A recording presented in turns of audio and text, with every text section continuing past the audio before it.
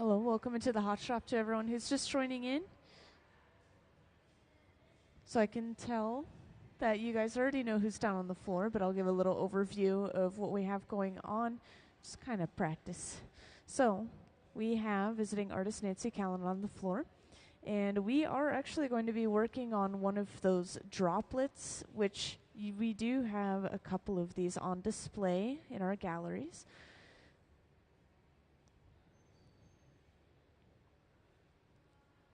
And this is going to take many components that are all being added together. And Nancy's already told me all of the details of this piece. There's going to be at least 2 stuff cups that we have to create and kind of layer within the piece.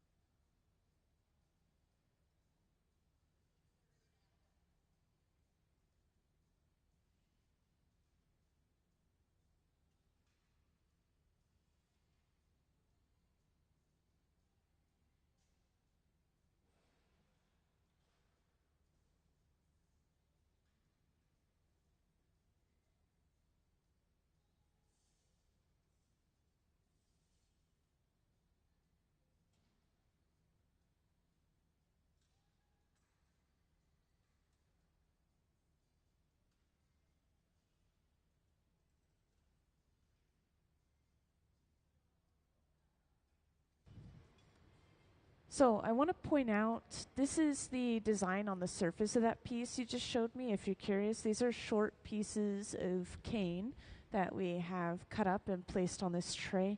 And this will eventually be preheated and then heated up enough to stick to our piece of glass that we essentially roll over top of it.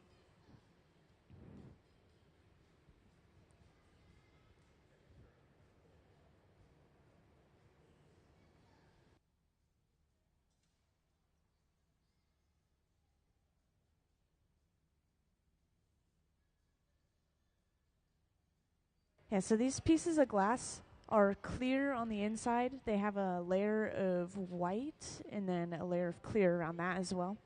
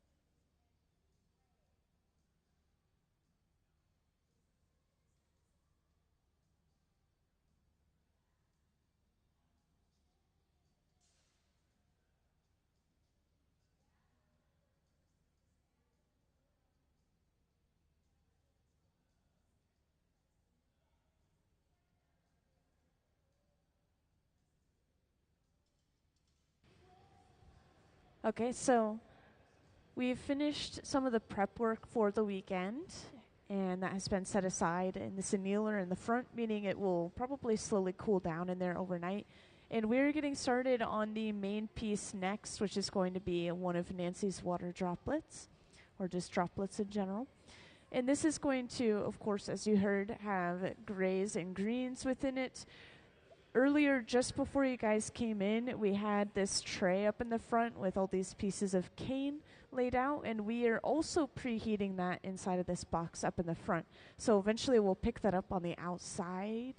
Well, you'll see how we use it. It's not exactly going to be on the outside of the piece in one go, but it's going to be many layers of glass that we end up using for just this one piece.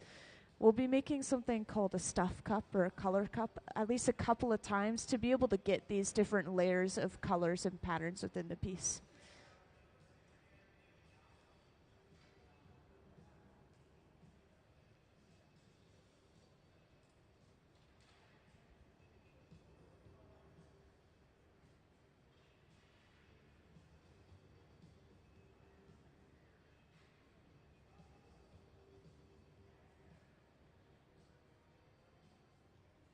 And just to test out, do we have some of Nancy's work that we could show off on the screen?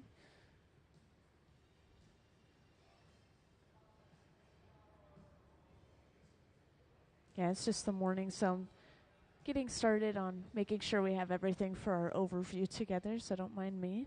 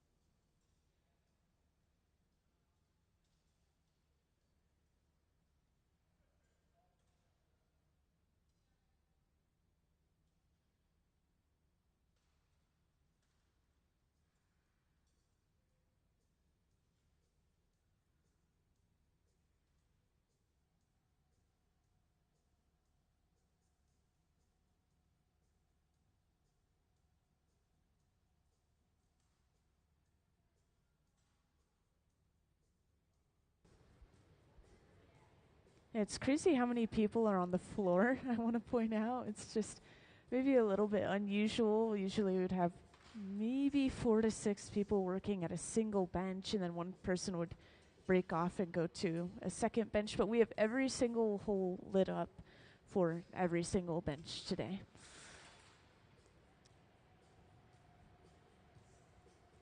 And yeah, at the center bench, we have blown a bubble of colored glass. We've attached a pipe to the end, and we're breaking this bubble off. And this is all just to open it up from the other side. making another one of those cups of color, just like you guys saw a moment ago.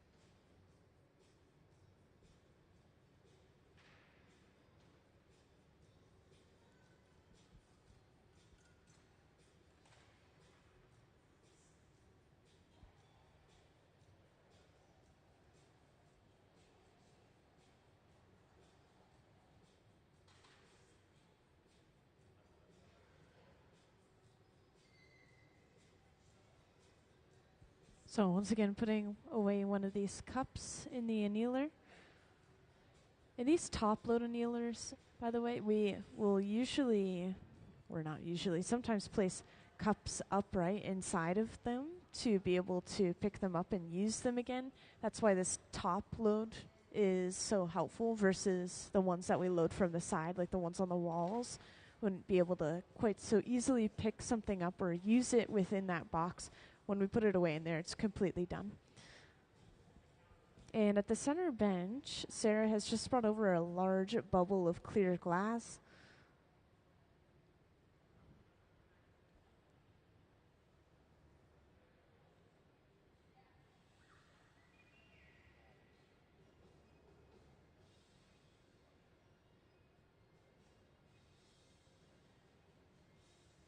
And she's continuing to shape it a little bit further by using this carbon fiber pad.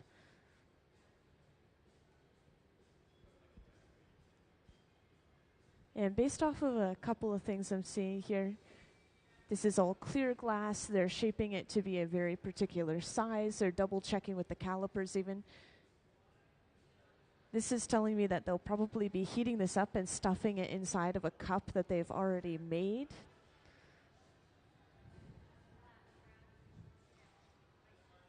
And that cup is preheating probably about to 1100 degrees Fahrenheit. They usually put it just above 1000 so that it's hot enough to stick to the glass and it won't crack from thermal shock.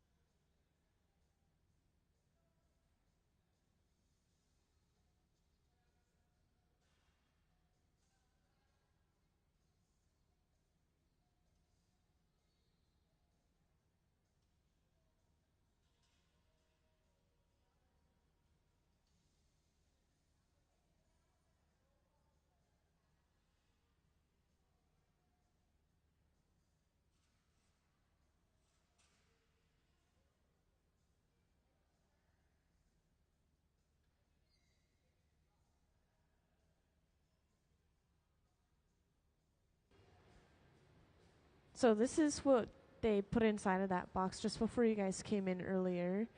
Once again, this is just a tray of cane laid out. These are really short sticks of cane, and they create the appearance of kind of quote-unquote noodles on the surface of the glass when it's blown out and finished. So we'll heat this up even further.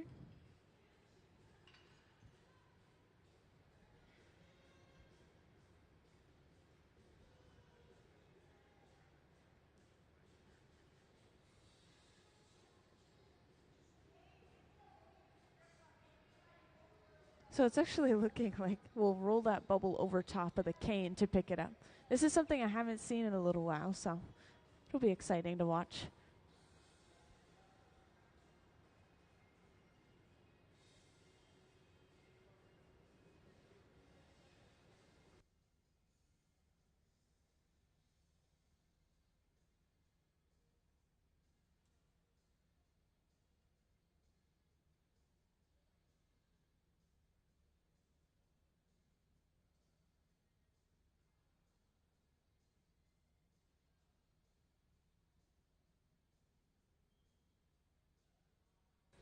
So we've gotten just one more layer of clear on the outside of that bubble. And we did a strip gather, so we have kind of a partial layer, just a thin layer. And this is going to superheat the bubble so that we are able to stick those pieces of cane to the surface.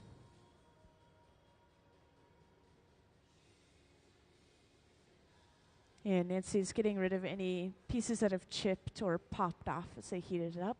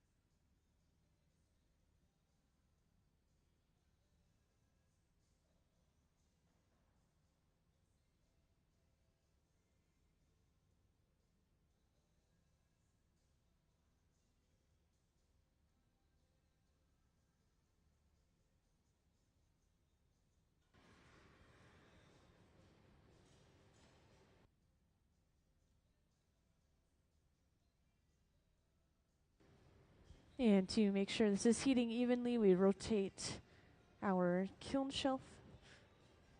And just to point out why this would heat unevenly is as we go inside, it's heating up the front first, and as we come out, it's heating up the front last as well. So the front of our piece or whatever we're putting inside of there is going to be hotter than the back area.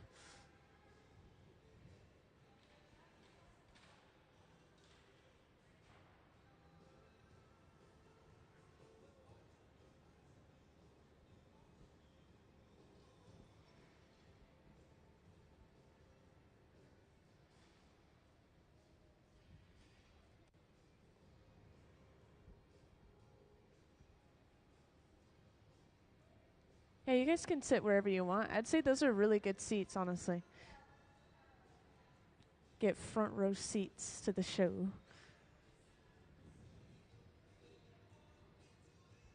Yeah, welcome to everyone who's just joined in. Today we have Nancy Callan in the hot shop, and she's the one who is going to start. This one's standing by with the metal paddles in her hands just to point her out to you all. And these will be used to maybe lightly squish these pieces of glass together that we're heating up. And I know that you guys missed the beginning, so I'll point out these are small pieces of cane that have been cut up, and they're laid out on that tray that they've been working with. Just enough for the glass to stick to a bubble that we bring over. This is going to be one of Nancy's droplets, which, let's show off some of Nancy's work, please, up on the screen. Thank you. So, up on the screen, we'll have a slideshow going. We do luckily have a ton of Nancy's work on display in our galleries right now as well, so it's almost not even necessary for me to show this off, but I want to make sure you have a good comparison to what you're seeing on the floor today, and I'll make sure to point out these droplets right here. And these actually have that same patterning inside of them. They're calling these kind of noodle-shaped pieces of glass that we're picking up. And yeah, they have clear on the inside, which gives them the appearance of being hollow on the surface of the glass, that design. And this is how they get that design in the first place. Once again, they cut up those small pieces of cane, which are prepared beforehand. And they'll roll them up on the outside of a clear bubble.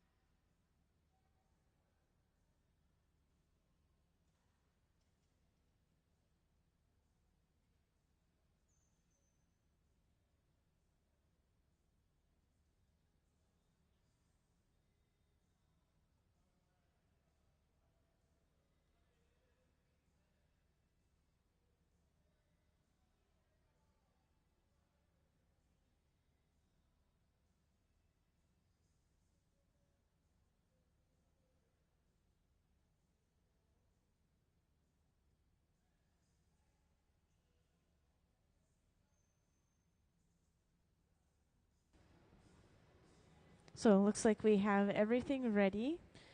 The cane has been heated up enough that they're all individually sticking to each other, and they should be kind of bendable. We'll roll this bubble over top of them, once again, to pick them up. They're just making sure it doesn't stick to the tray as they do so.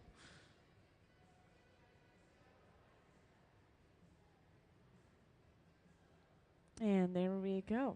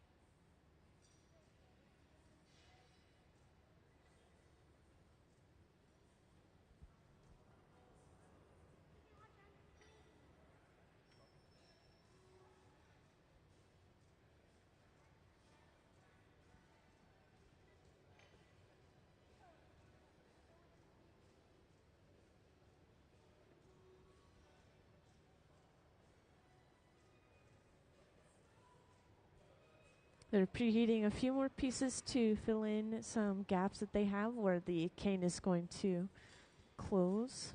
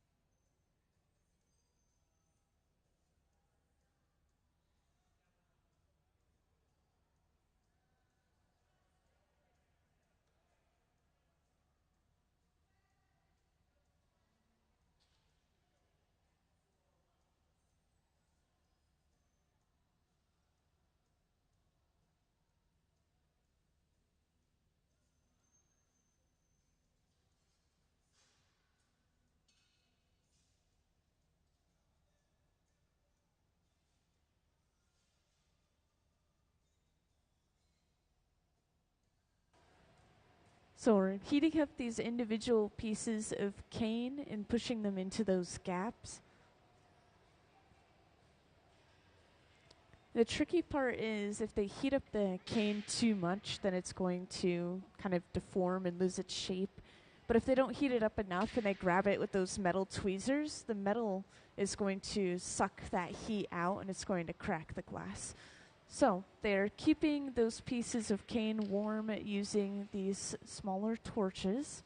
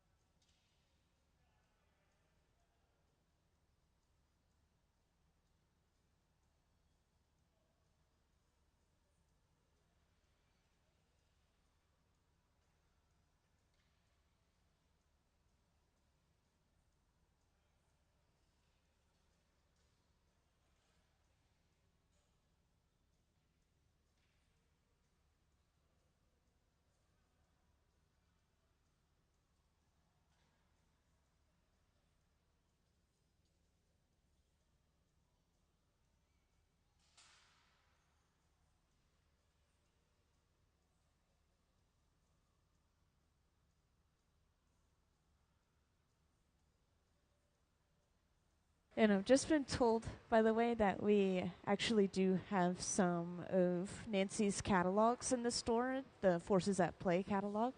So if anyone's interested in picking one of those up, I think it's kind of limited. They were out and they just found some more of them. So check those out if you'd like. And once again, of course, she has a ton of work on display in the galleries, which I'm sure all of you guys know at this point. Now, for those who just joined in, once again, we have Nancy Callan in the hot shop today. And she is the one who's picking up these individual little pieces of cane at the center bench, heating them up and placing them onto the glass.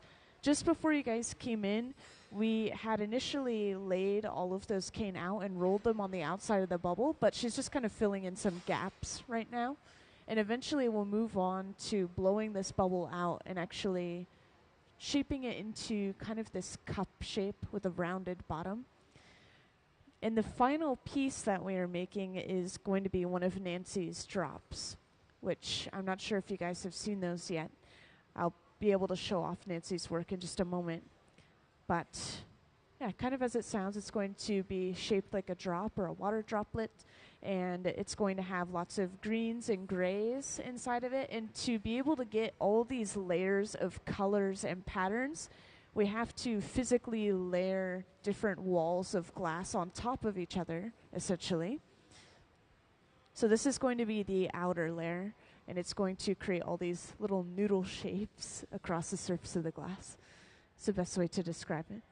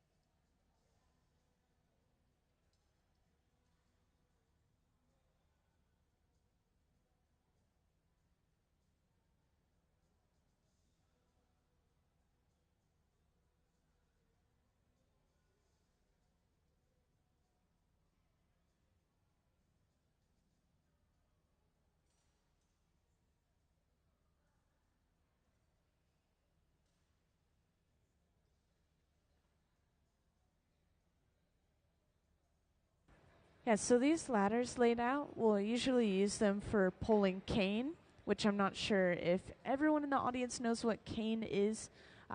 Luckily, we have some examples here. So these are just very short pieces of cane, and they can do so many different things with it in general, but this has a clear core and then a white layer wrapped around that, and then a layer of clear around that as well. And once again, when this is applied to the glass and then blown out, you can actually see the clear inside, and it makes those images or those pieces of color appear hollow. And that's kind of the idea behind it.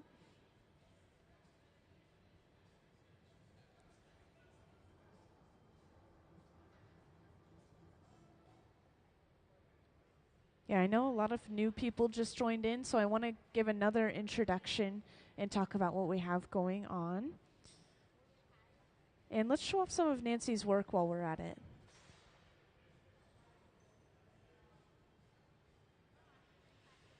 So could I have some of Nancy's work up on the screen, please?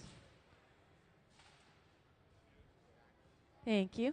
So for those who just joined in, we have some of Nancy's work up on the screen, which once again, you will see more for work in the galleries.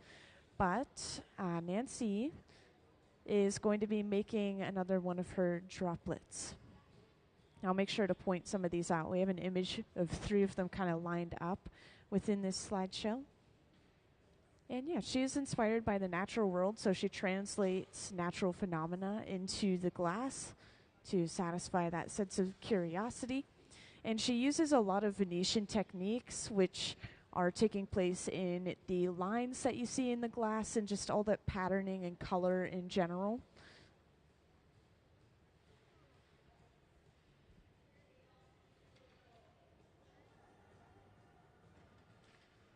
And she actually discovered glass art when she was getting her master's in fine art over at Massachusetts College of Art.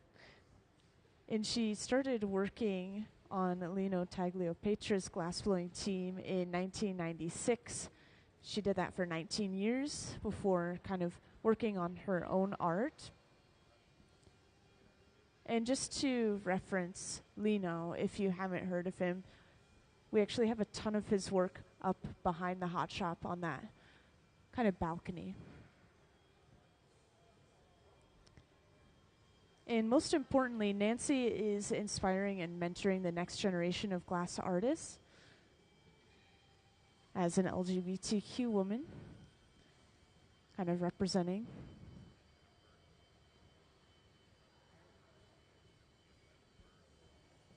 And feel free to ask any questions that you guys might have. I can answer a lot of different questions about glass and pattern and technique, and maybe even some questions about the visiting artist. Thank you. If you're curious about what's going on here, we are using a Dremel to grind at the surface of the glass, and we're blowing some compressed air so that none of those glass particles go into Nancy's face while she's doing so. But there are probably small particles sticking to the surface of the glass that we're getting rid of that may have been picked up off of that tray we were heating it up on earlier.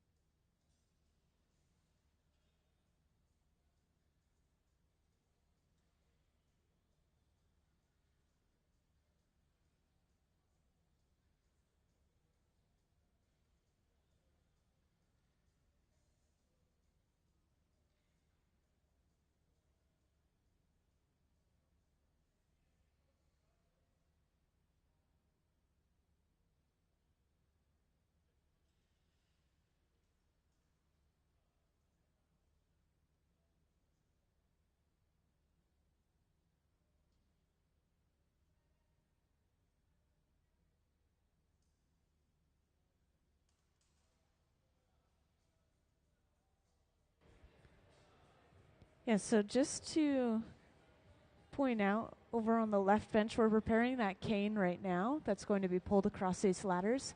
Gabe's just gathering layer after layer of clear on top of the color, making sure we have enough mass, and eventually this will be shaped and then stretched out between two pipes across these wooden ladders. And the wooden ladders, the point of them is we just don't want the glass to touch the concrete floor.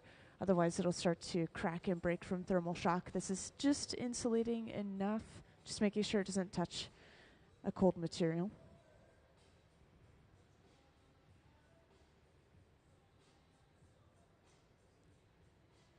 And Nancy's going in with some tweezers and warping these individual pieces of cane, giving them more shape and variety.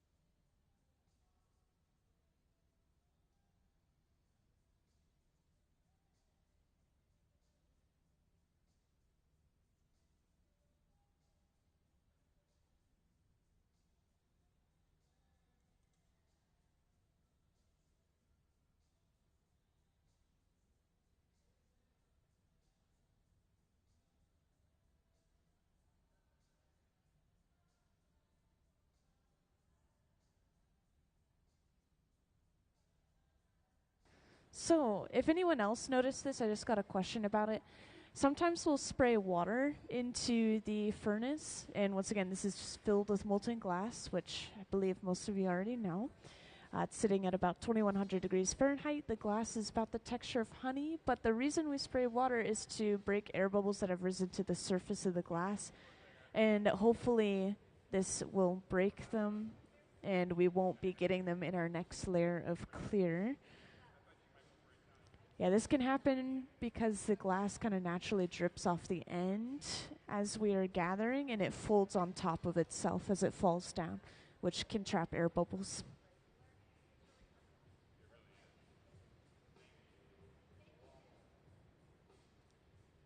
So now both at the center bench and the left bench, we'll start using the marver, which is this metal table. And this can be used to shape the glass, or it can be used to cool the glass very purposefully, kind of prevent it from blowing out in a certain direction. In this case, we're just shaping at both of the benches.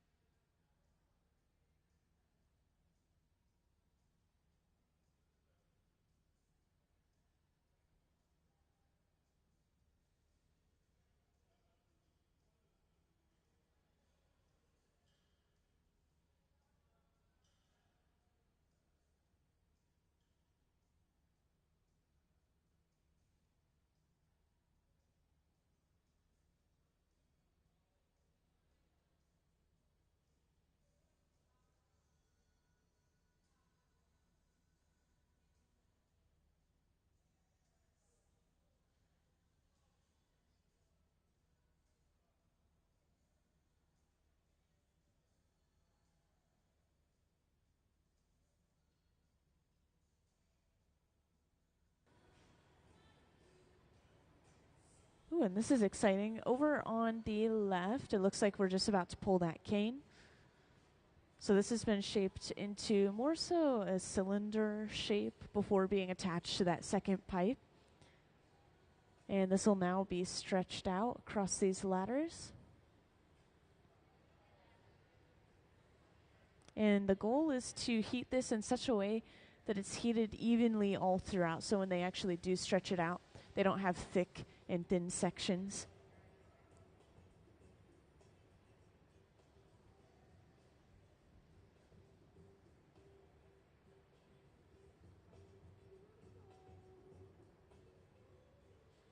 Yeah, I'm glad you guys get to see this part because, once again, this is basically the very beginning, how we get this patterned glass.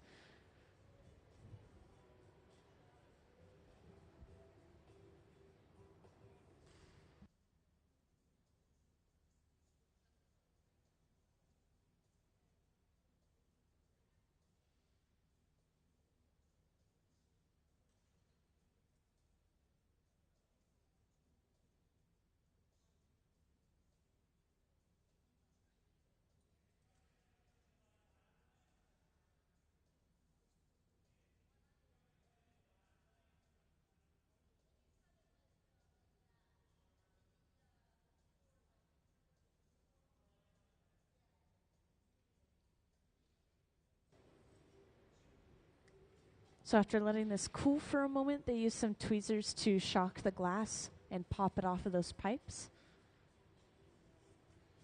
And then this is broken into more manageable size sections.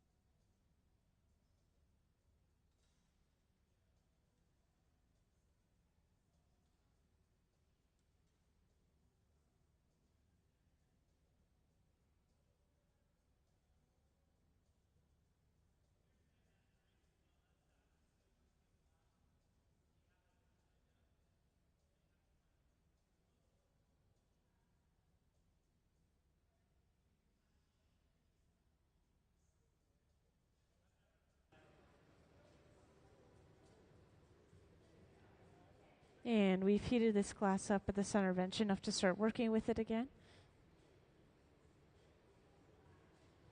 And it seems like we're continuing to do a little bit of prep work on the side benches.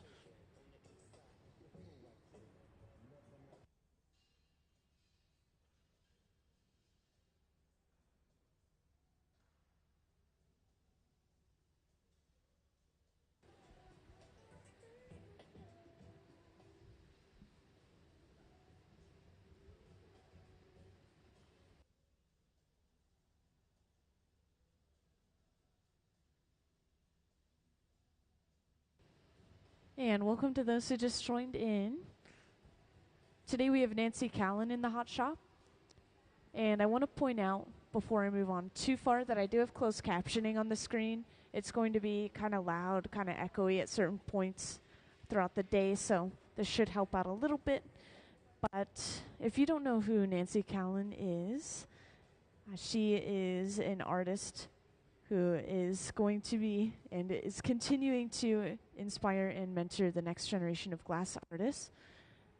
She's the one standing the center bench working on this large bubble of glass. This is going to be the outermost layer of one of her droplets. Oh, and let's put up some of Nancy's work up on the screen as I continue to talk about her and her artwork. So pretty soon there should be a slideshow popping up on the screen showing off some of Nancy's artwork. There we go. And do not worry, we actually have a ton of Nancy's artwork in the galleries at the moment, so you'll be able to see some of her work up close and in person.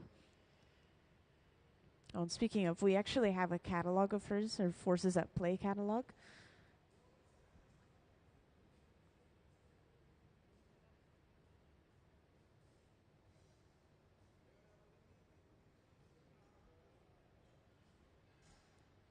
So as you could tell, with this artwork, Nancy has mastered Venetian techniques, and this is going to take place in the form of lines and patterns and colors throughout the glass. We'll see some of that today as well. Well, we've already been seeing it. We've picked up some pieces of cane, which are essentially kind of these sticks of colored glass. They've been cut up into short segments, and Nancy has been warping them, altering them by hand before she continues blowing this piece out. And this is going to create these noodle-like shapes across the surface of the piece. So this is an example of one of her droplets right here on the screen. And these are the examples of those noodle-like shapes, actually, now that I talk about them.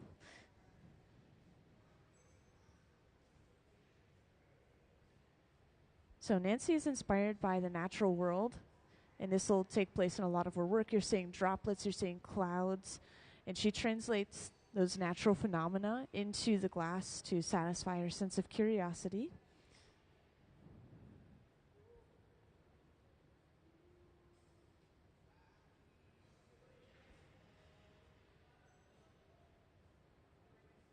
And she has a huge team on the floor today. I will point out this is a mix of people. We have some people who work full time in our hot shop and they'll help any visiting artist that comes through.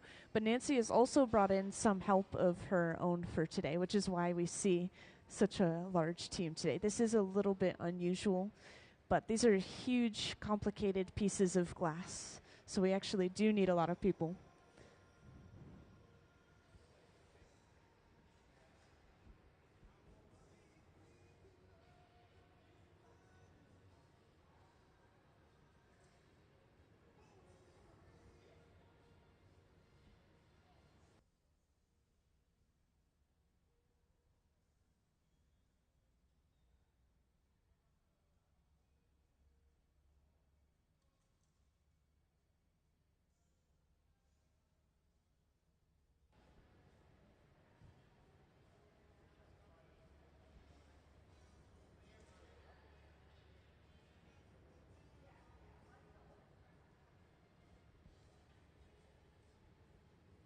And just to point out again, this bubble that we're working with at the center bench is just one of many layers that will be within the piece. So this end piece, this finished product, is going to have grays and greens, and is also going to have this patterning across the surface of the piece.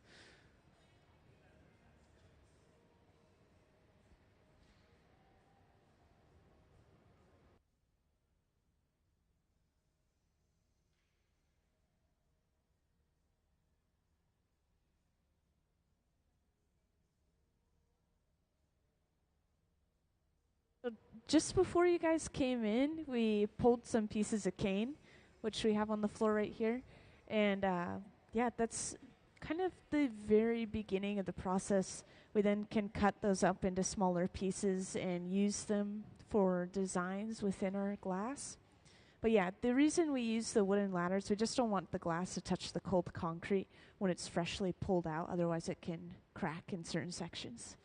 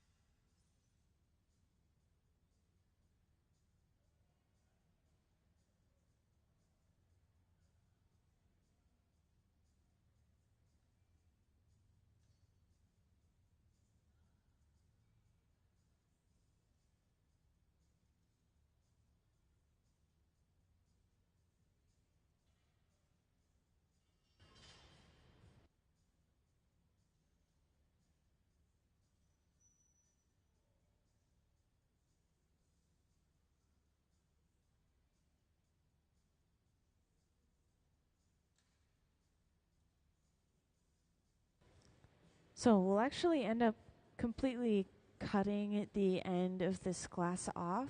We want that patterned glass to be at least almost to the very end of the bubble.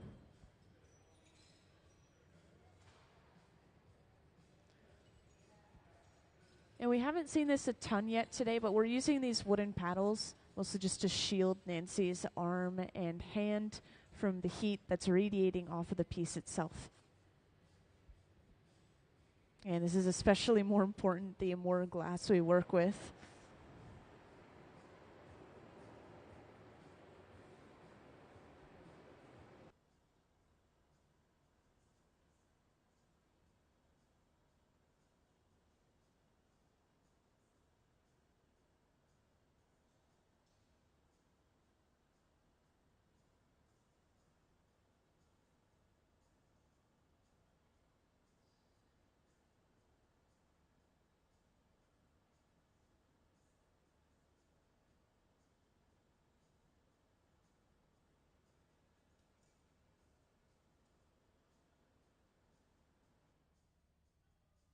And you know what? I just remembered something. So I want to make sure you guys have all of the knowledge you can for this piece. And once again, this is just one of many layers that we're going to have for the piece, meaning that they're probably going to be turning this into a stuff cup and stuffing more glass inside of this later on. And it's really hard to visualize that process just by me talking at you guys, so we have a video to explain that process. And yeah, could we have the stuff cup video, please? Should help out a little bit.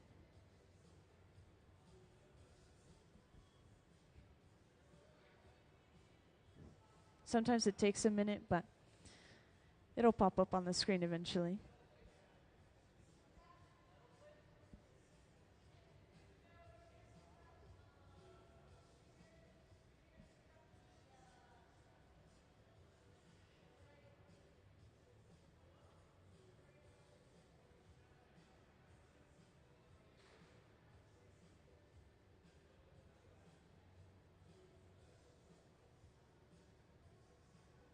Yeah, could I have the stuff cup video, please?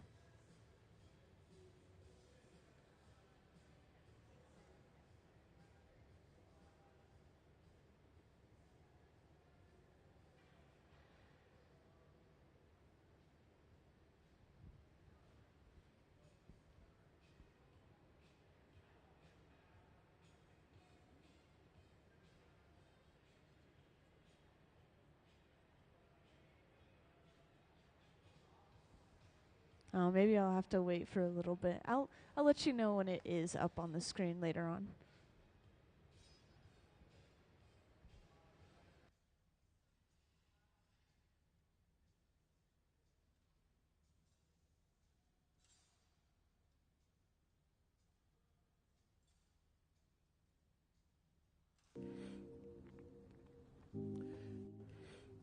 There are various ways to color molten glass, each allowing the artist to experiment with different effects and designs.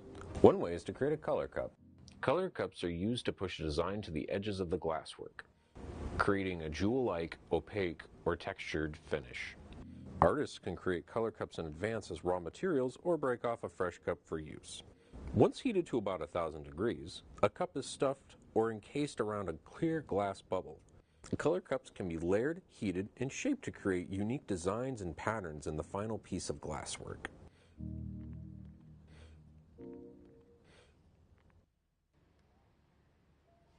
So just a short video, but as you can see, we quite literally stuff that cup, the clear glass inside, or another layer of colored glass inside, essentially.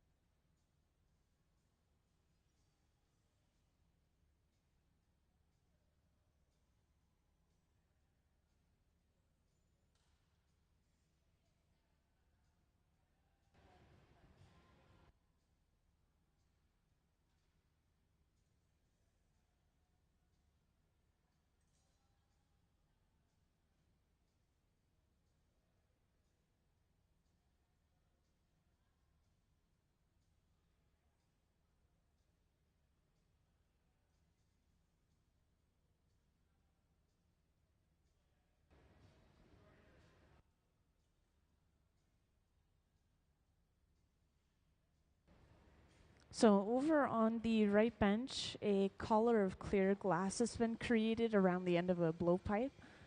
And once again, this is as it sounds, the collar meaning the clear glass is wrapped around the end of the pipe. But if we were to blow through the end of the pipe right now, that air should just pass all the way through. We'll come over and attach this to the opening on the end of this piece of glass at the center bench, and we'll be able to break it off from that really deep divot we've created right in the center of that patterned glass.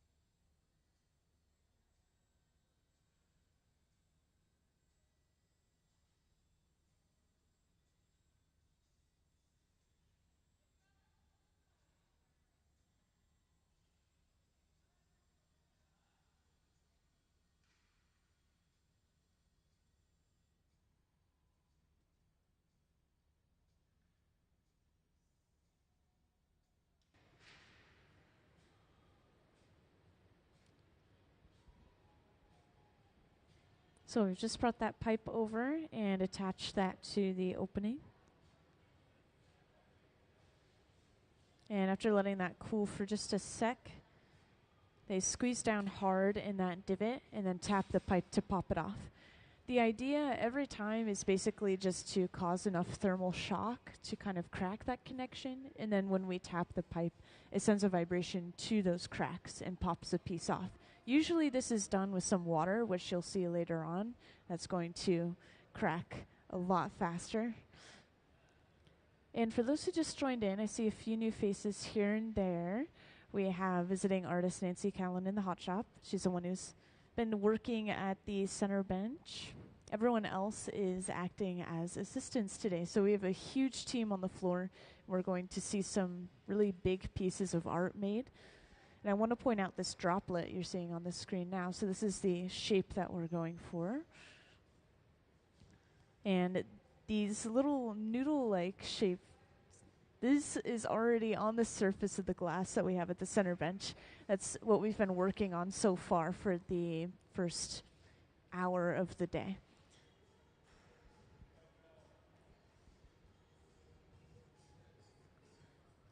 And we're continuing to do a little bit of prep work on the side benches as well. So they're stretching some cane right in front of you guys. This will be laid out across the wooden ladders and then broken up into smaller, manageable sections. And this is how we get that pattern in the first place, those little noodle-like shapes within the piece.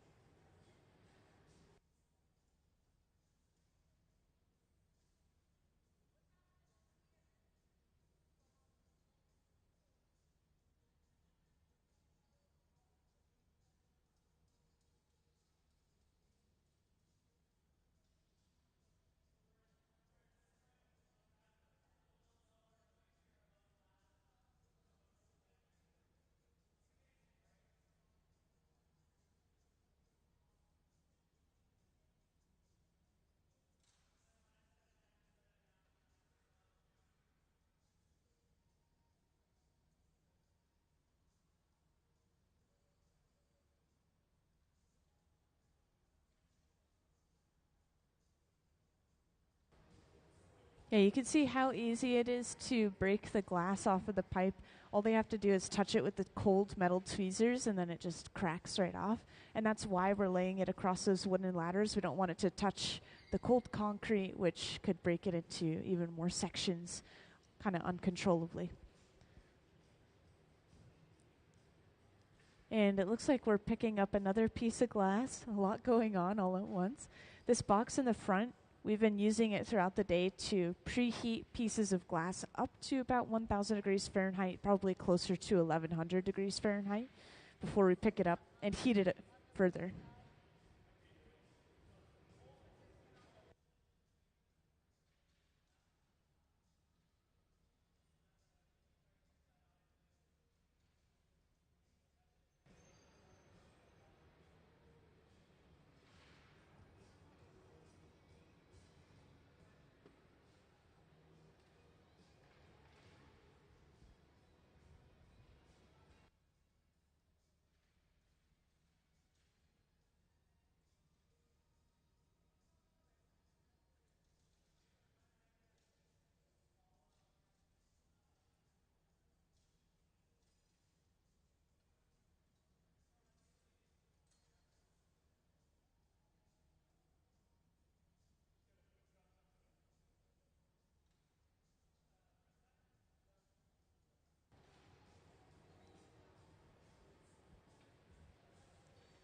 So this is what was done before a lot of you guys came in. We're placing another tray inside of that box in the front. And all of those individual little sections of cane, once again, which kind of starts as you see on the floor in front of you across the wooden ladders. We heat those individual sections up just enough that they'll stick to another piece of glass or each other, and then we can use it to create these patterns.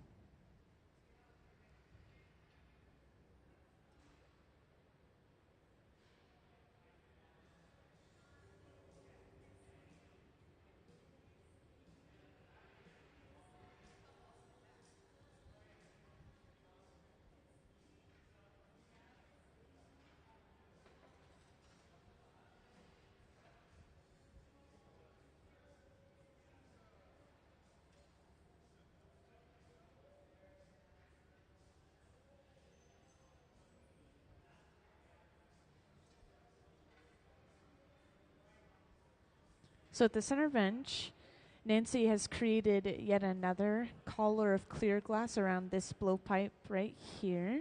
And this will be attached to the opening of the piece that they have on the other pipe. That way they're able to start blowing and working with this piece of glass as a bubble. And a lot of these pieces were prepared beforehand, so it's not like we've made them earlier today and set them aside. They were actually made on a previous date completely, and we can heat pieces of glass back up. As long as we heat things up slowly and cool them down slowly, we can work with a piece of glass over and over again for many, many different days.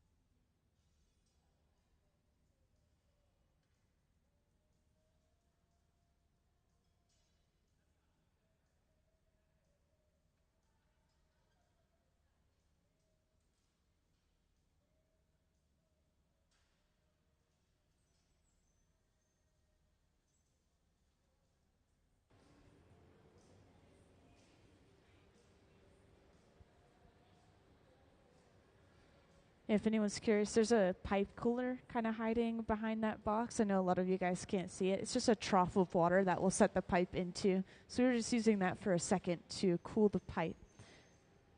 And just another little introduction for anyone new who's joined in. Once again, we have Nancy Callan in the hot shop. And she's just briefly disappeared, but I'll make sure to point her out. She's been working at the center bench quite a bit today. And everyone else is helping her create these pieces she's designed. What we're working on right now at this moment is going to end up being one of her droplets. So it's going to be shaped like a water droplet, and it's going to have these interesting quote-unquote noodle-shaped patterns across the surface of the glass. So we'll have a lot of grays and greens as well.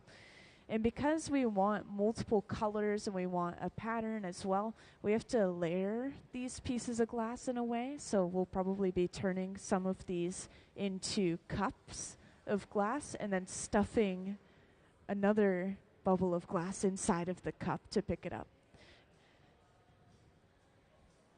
So we're working with the patterned glass over on the right bench. At the center bench, we have our first bubble of colored glass that we've seen so far. And Nancy has a ton of work in the galleries right now, if you didn't already know. So as you go through, you will see a huge section that is dedicated to her Forces at Play, exhibit. And we actually do have the Forces at Play catalog in the store right now. We were initially thinking we didn't have any left, but we do have some. So check that out if you would like. And here's Nancy Callan. She's just joined us at the center bench again.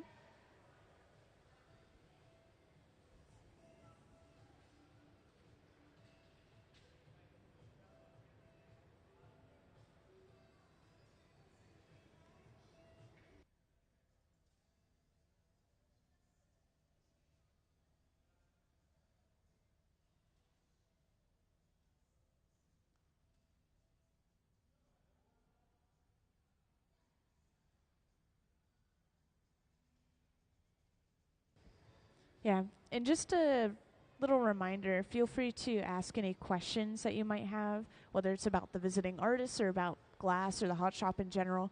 There's so many different things going on all at the same time that it's kind of hard to keep up. But if you ask me, then I'll kind of share the information to you all, just in case anyone else is wondering.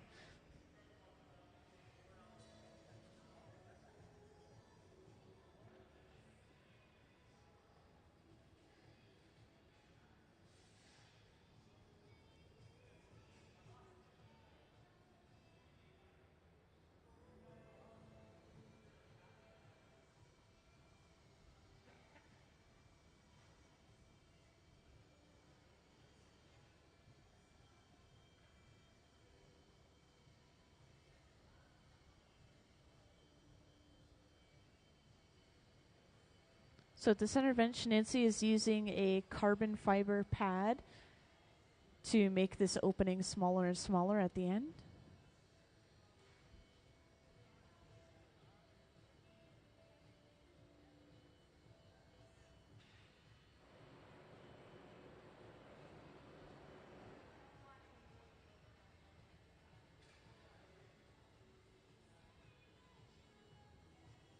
And we just quickly preheated the jacks, those two metal blades, and dipped them in some beeswax. This is one of the only tools that we will put beeswax on purposefully. We want it to kind of glide against the glass.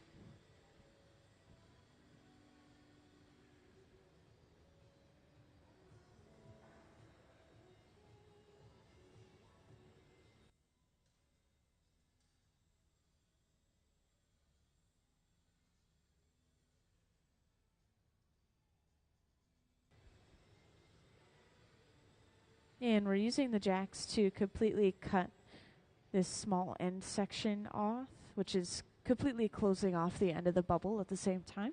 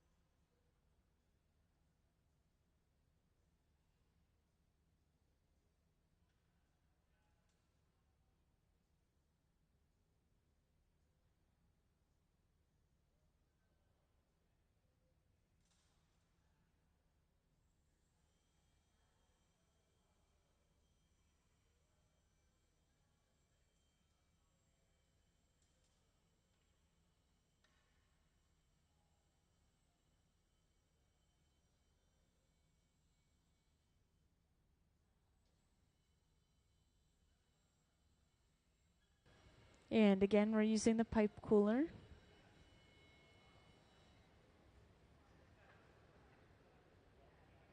I assume they're continuing to pull more cane over on the left bench, by the way. So don't worry if you missed that very beginning part where we pulled these sticks of color, which once again form our patterns, because we will be seeing even more of that.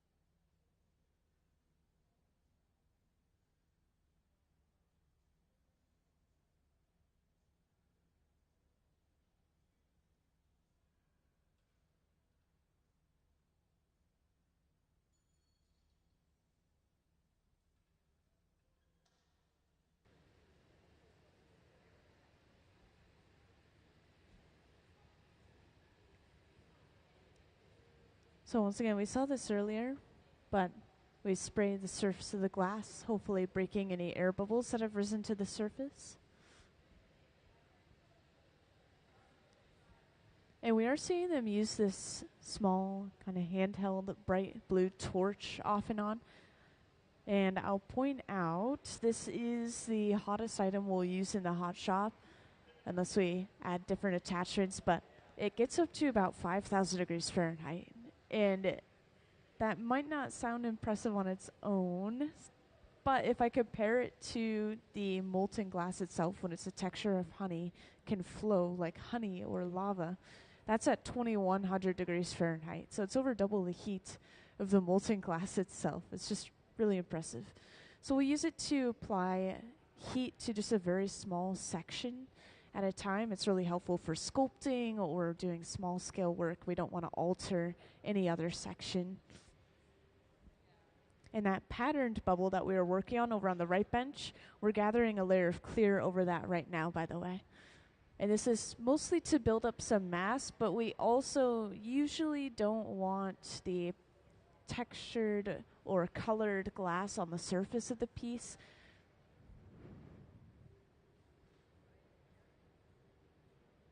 So now we have a lot more glass to work with.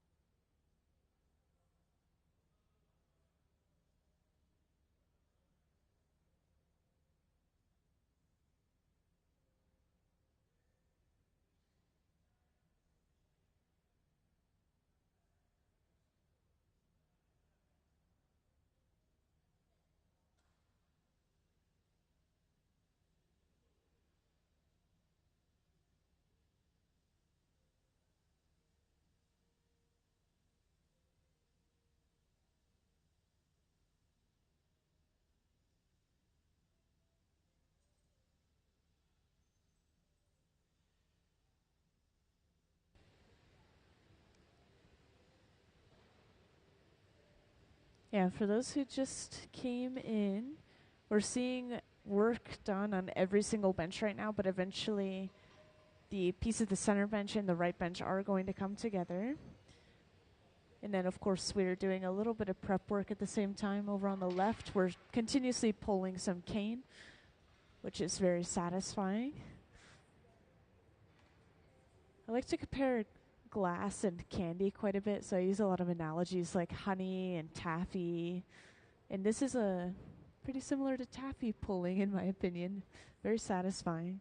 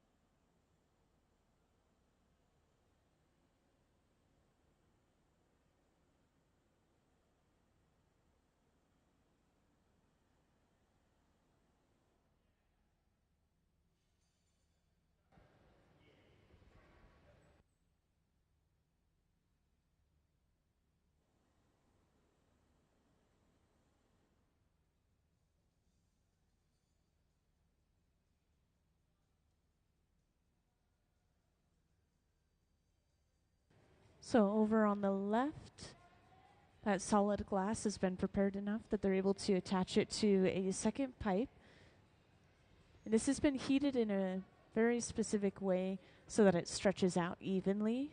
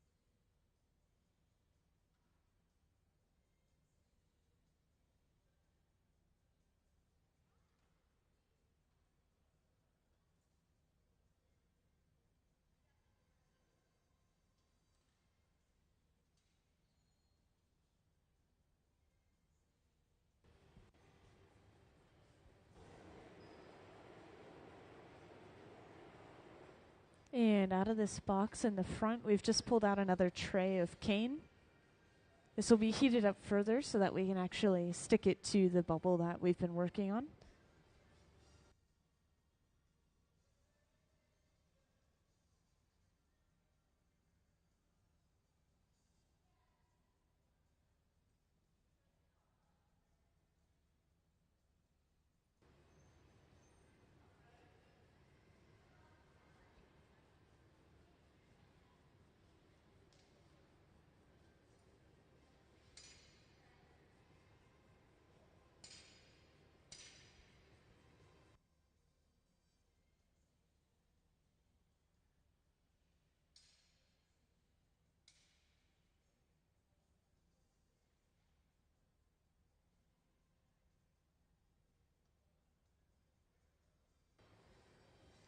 So after breaking it off of those pipes, this is broken up into more manageable sections like you're seeing on either side of the ladder setup.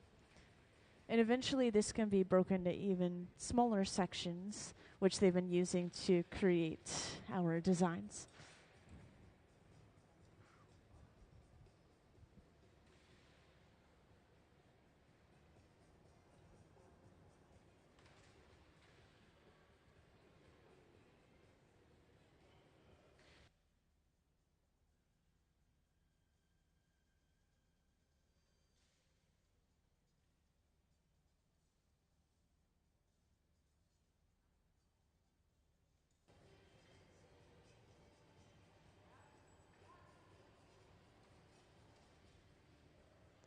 And now we can focus in on the center bench, where we're going to continue to pick up this cane. Nancy has laid them out in such a way and is rolling them up in such a way that they kind of interlock, almost like a brick pattern.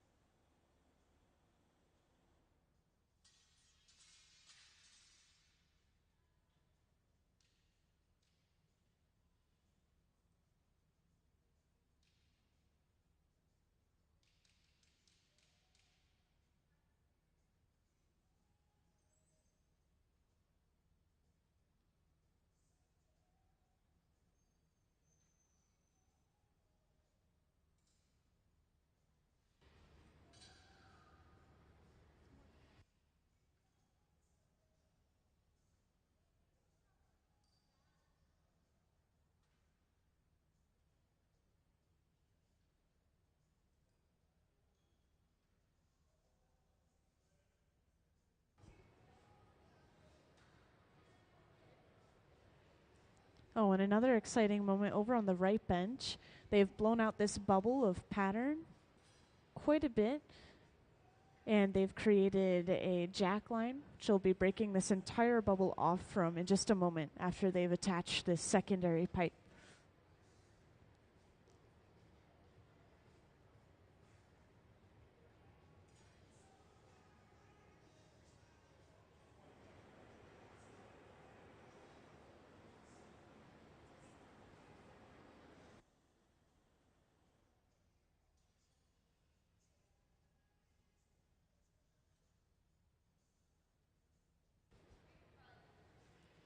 And once again, usually to break a piece off, we apply some water to that connecting point and then tap the pipe. So that entire bubble has now been broken off from that bubble or that pipe that it was originally blown on.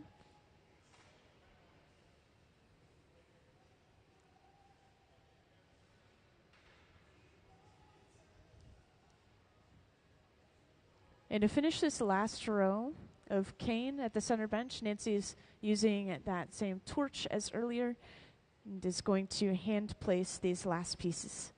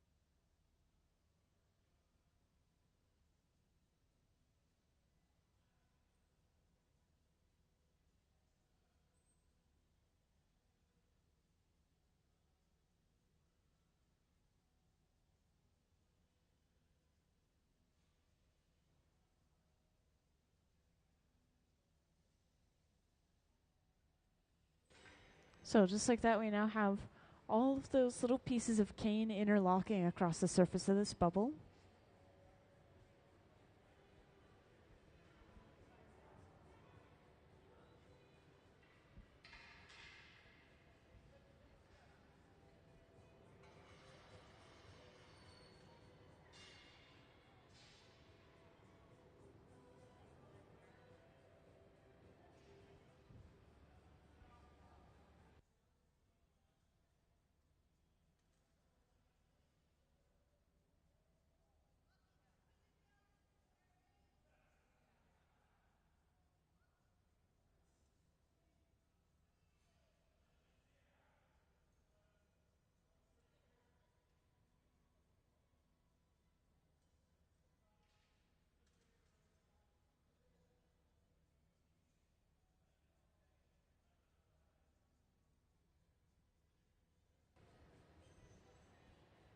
And this is what was done with the bubble over on the right bench earlier.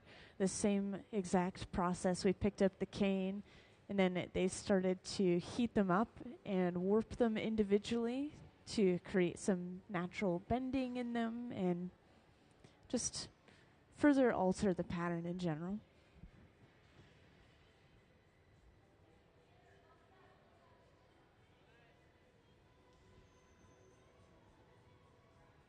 And these are just some excess pieces that weren't used for this bubble at the center bench. But they want to save every single piece of glass that they can, so they're setting them aside to hopefully cool down properly.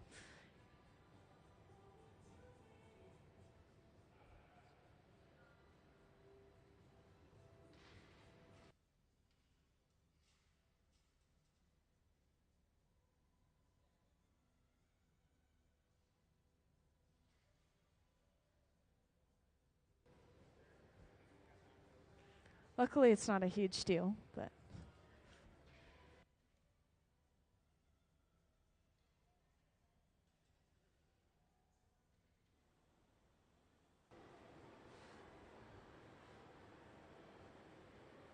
yeah, I know. There have been little things. It's good that people point out things, though, because once, for example, there was something that was set in the path of this torch right here, and it just started melting and dripping little flames onto the floor, and somebody was like, there's something on fire. Yeah, so thank you.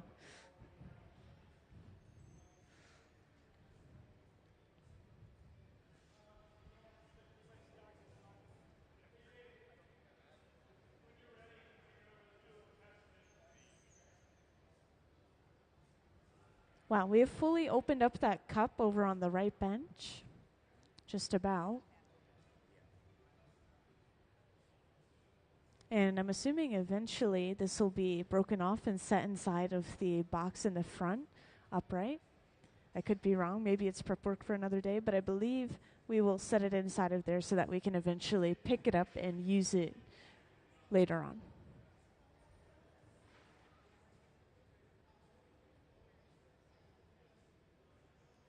Okay, so it's looking like maybe we'll even set it in the garage, which I actually haven't pointed out this box yet today. This sits at about 1,000 degrees Fahrenheit in that large silver box. And it will just keep the glass warm enough so that it doesn't break from thermal shock. But that temperature is also low enough that it won't continue to move and change shape in there. So just a happy medium.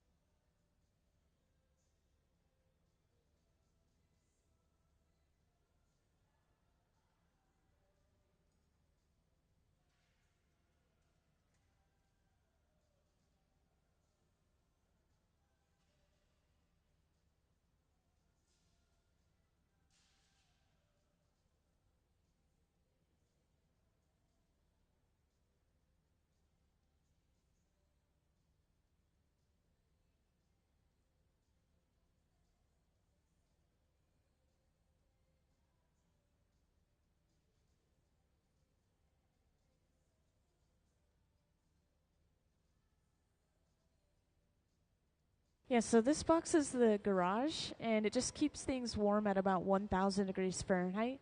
So we're setting the cup aside to stay just warm enough that it doesn't crack from thermal shock, but also just cool enough that it doesn't continue to move and change shape in there.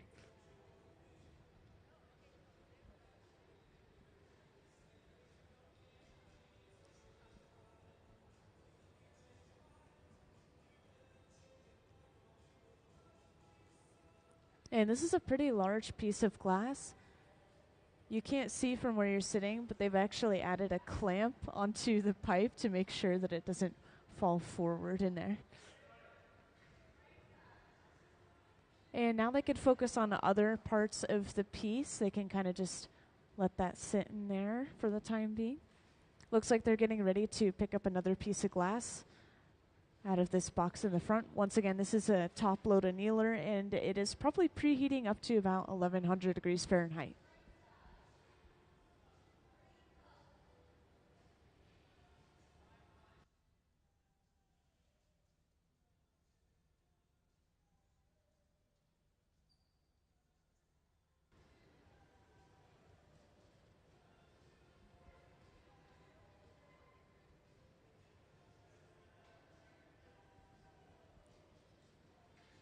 So we've picked up yet another cup of glass that was prepared on a previous date.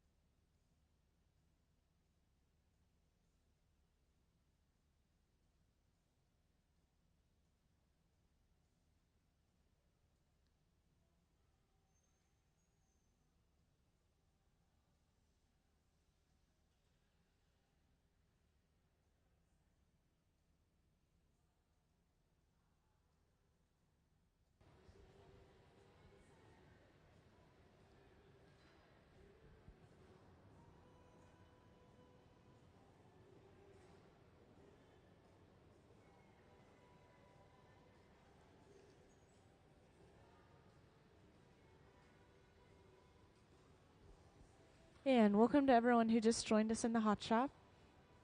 If you don't already know, we have visiting artist Nancy Callan down here today. She's the one who's sitting at the center bench currently just behind me. And everyone else is acting as assistants today in making her work. And today we're making a droplet of hers, which let's show off some of Nancy's artwork, please. Thank you. So up on the screen, there's going to be a short slideshow going, kind of showing off some of Nancy's artwork, which we do have a ton of her artwork on display in the galleries right now, her Forces at Play exhibit. And speaking of, we have her catalog for Forces at Play in the store as well. So Nancy's inspired by the natural world, and she's translating some of those natural phenomena into the glass to satisfy her curiosity about it. And she's very skilled when it comes to Venetian technique. And we're seeing that take place in the form of lines and patterning and colors within the glass. And this is going to have at least 3 layers of design to it. It's going to have that patterned layer. It's going to have some grays and greens within the glass as well.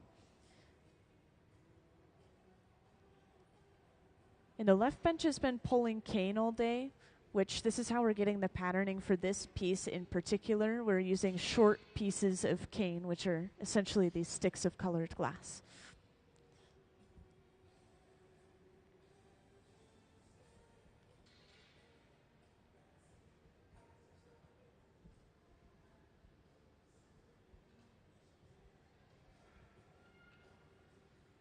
And eventually what you're seeing at the center bench and the right bench will come together to form one piece.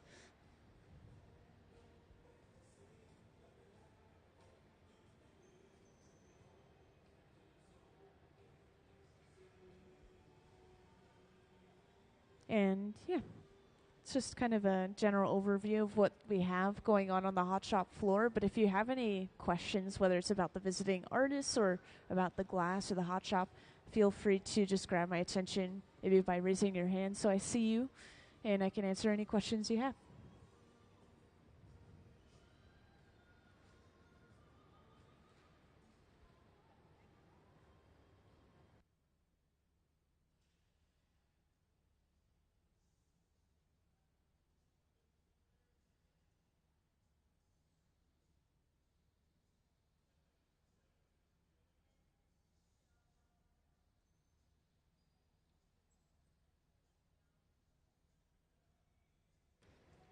So this cane is broken off onto these wooden ladders. That's mostly just to prevent the hot glass from touching the cold concrete so it doesn't break up into sections preemptively.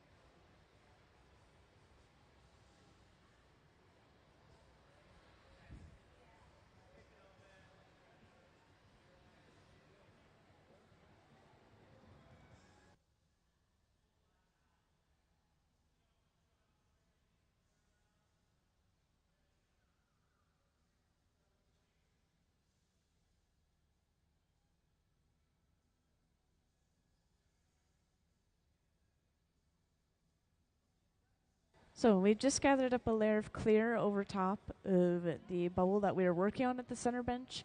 This is to build up a little bit of mass, and I believe they will be stuffing this inside of that cup that they are working with at the center bench as well.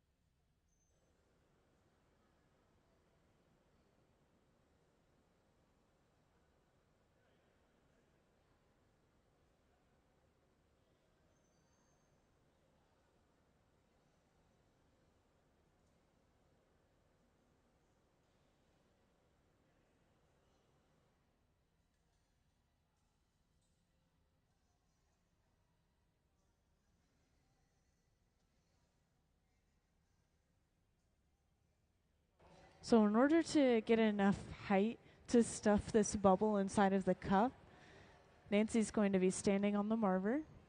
And we've placed a ring on the ground, which is going to basically just hold this cup upright. And yes, this is a great moment to be recording. It's a very exciting moment when we stuff this cup. We apply a little bit of water to that connecting point, tap the pipe to pop it off. And this part has to happen pretty quickly. The cup can't cool down too much, so we bring over that bubble right away and hand it off to Nancy, who will stuff it inside of the cup. So you'll see how this touches the bottom of the cup first, and then as it is pushed down, it slowly fills up the side of the cup.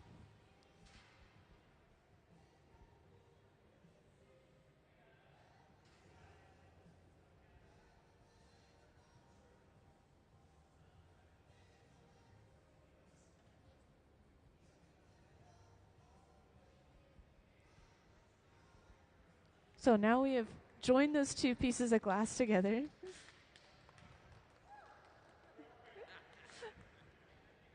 Yeah. I know, it is a pivotal moment. It's a big deal, and it's very difficult to not trap any air bubbles in the walls of the piece, but we've gotten through it.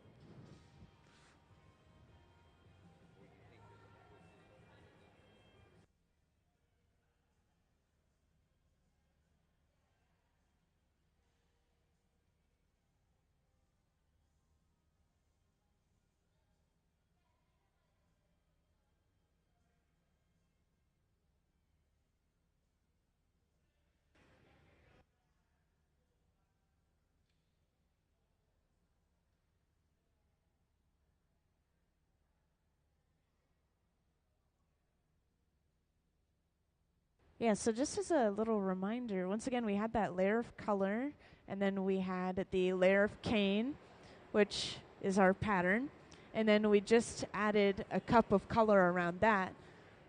And then we're going to be adding this to a cup of cane as well. So that same pattern on the very outside. So basically 4 layers total overall for this piece of colors and patterns.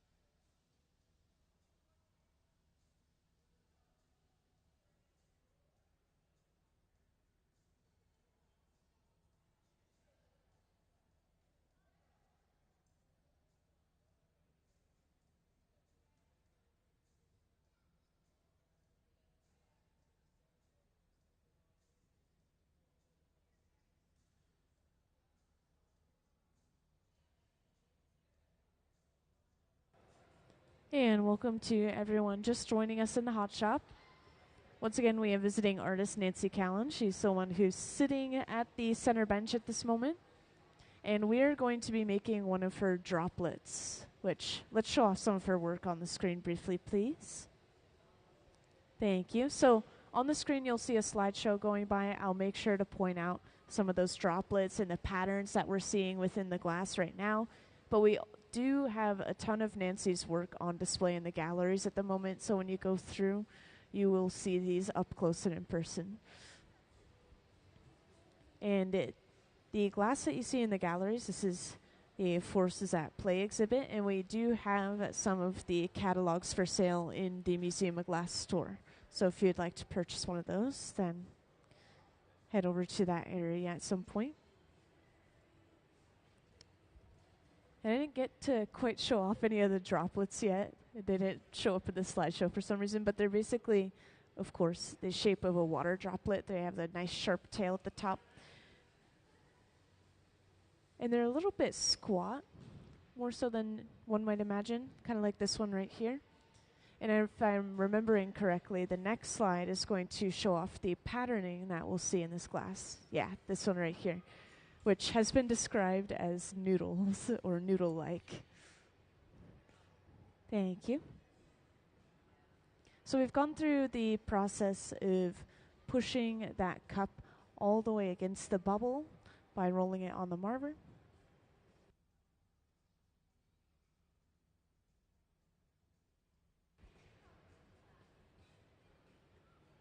The marver being this large metal table.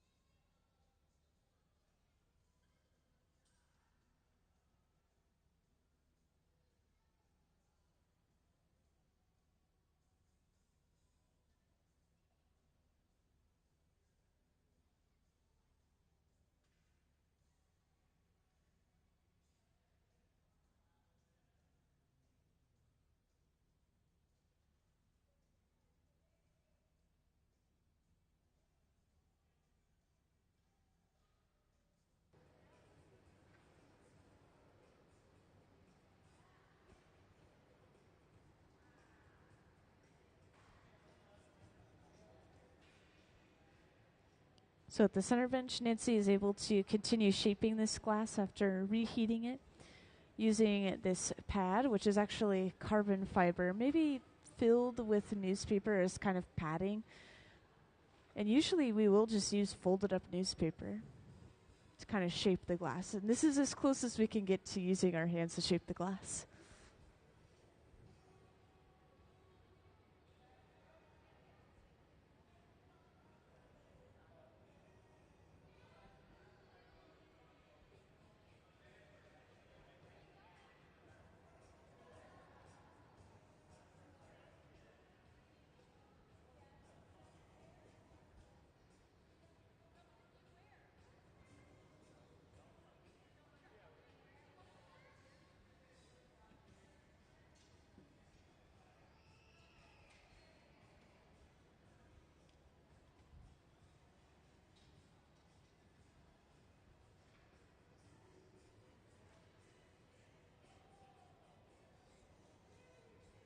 Wow, so we are actually bringing that cup back out now.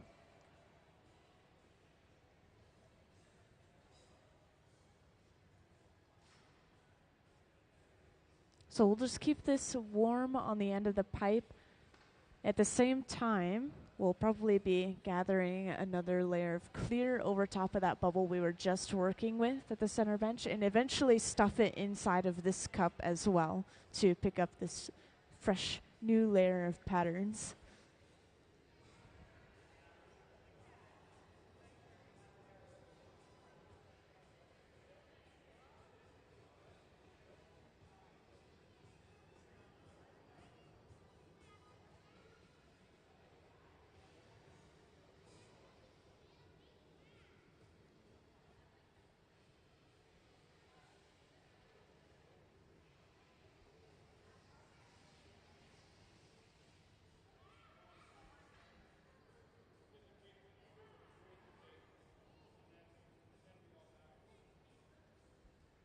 So a ton of new people just joined in. This is the bubble we were working on just as you were coming in, and this already has a layer of color, a layer of patterning, which we have on this cup at the center bench, and then another layer of color over top of that. And eventually, once again, we will be gathering some layers of clear over top of this and then stuffing it inside of the cup at the center bench to get our final layer of patterning. So overall, this has 4 layers of design to it, has 2 layers of color, 2 layers of the pattern, and not to mention all the layers of clear in between.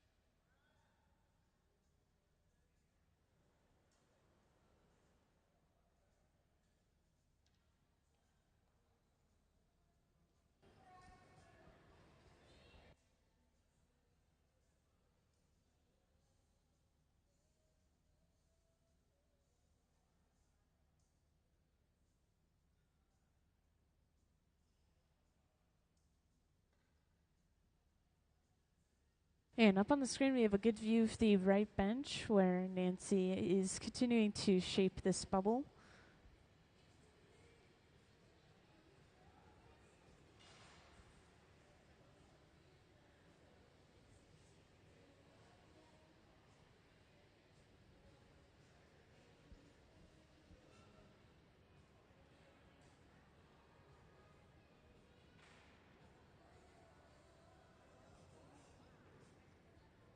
And once again, I don't think I pointed this out to the very new newcomers, but over on the left bench, we've been continuing to do a little bit of prep work. We're pulling some cane over there, so we'll probably see that happening soon as well.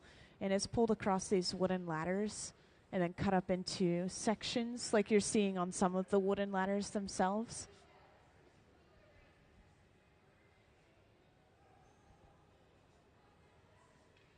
Yeah, we're almost ready to stuff the bubble inside of the cup at the center bench. So a heated ring is placed on the floor. This is going to hold the cup upright.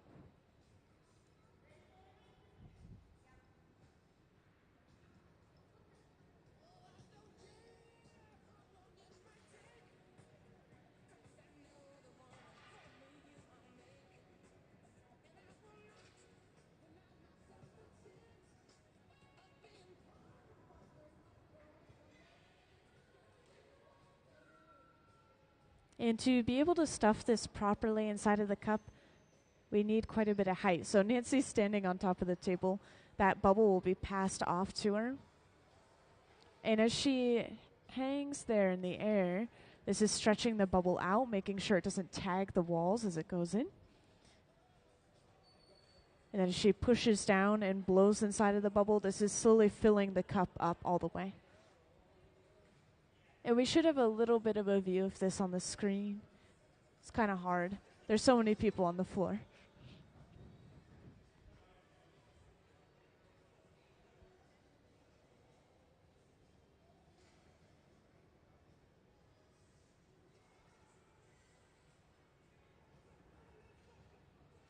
So now we have our final layer of patterning. And you know what? Let's give them a round of applause for all their effort going into the piece so far. There we go. Thank you, guys. Very pivotal moment.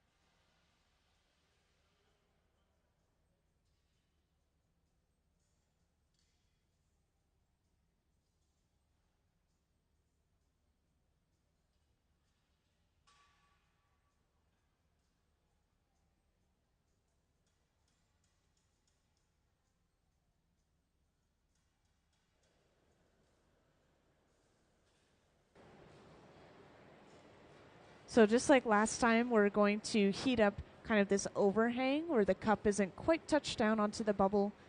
And then we'll start to roll it on the marver, this metal table, till it's flush and smooth and round again.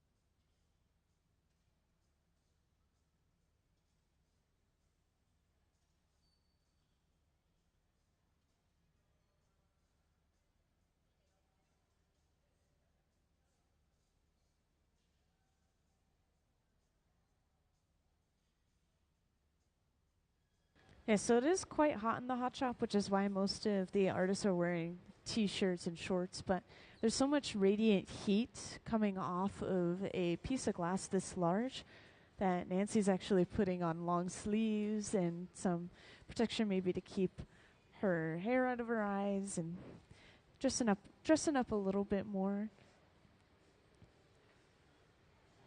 And at some point, I believe I remember this from last time she was here. There was a lot of smoke, and so this bandana should help protect against that smoke. I could be remembering incorrectly, but I believe that's what she's gotten that on for. And once again, we're pulling some cane over on the left bench. Some of you guys have already noticed. This is a really satisfying process, and once again, this is how we got those short little noodle designs across the surface of the glass. So this all started from a long stick of cane that was cut up into smaller portions.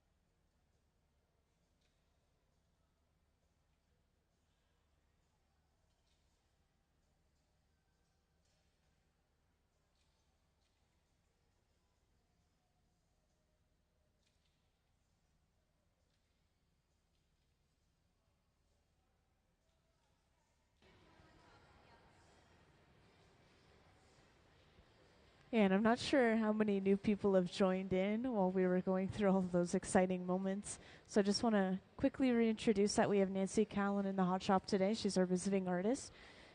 And she's the one who's wearing the black bandana. She's been working at the center bench quite a bit. She has a huge amount of work in our gallery at the moment, so please check that out. And these pieces that you'll see for kind of this series are inspired by the natural world. So this is a droplet.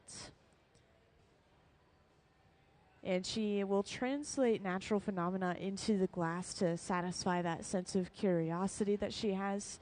And she'll use a lot of Venetian techniques, which she has mastered over the years.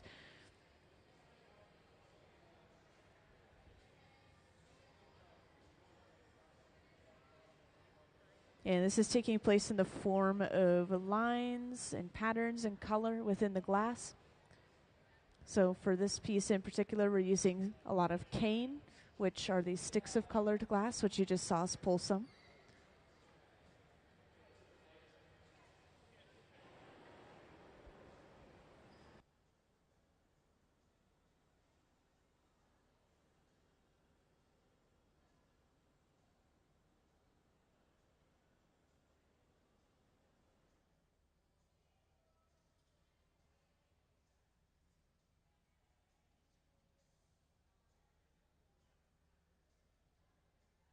The box in the front that they just opened up. So we were using that earlier to pick up pieces of glass that we had been preheating so we could take them out and work with them in the hot shop. I don't think they're going to be using it anymore for this piece, but they can continue to put pieces inside of it for the second half of the day, for example, and then we can basically just pick them up and use them again. It's important that we bring the glass up to about 1,000 degrees Fahrenheit so that we're able to work with it in the hot shop. If we were to go from 0 to 2,100 degrees Fahrenheit, it would just crack from thermal shock. Thermal shock works both ways if it heats up or cools too quickly.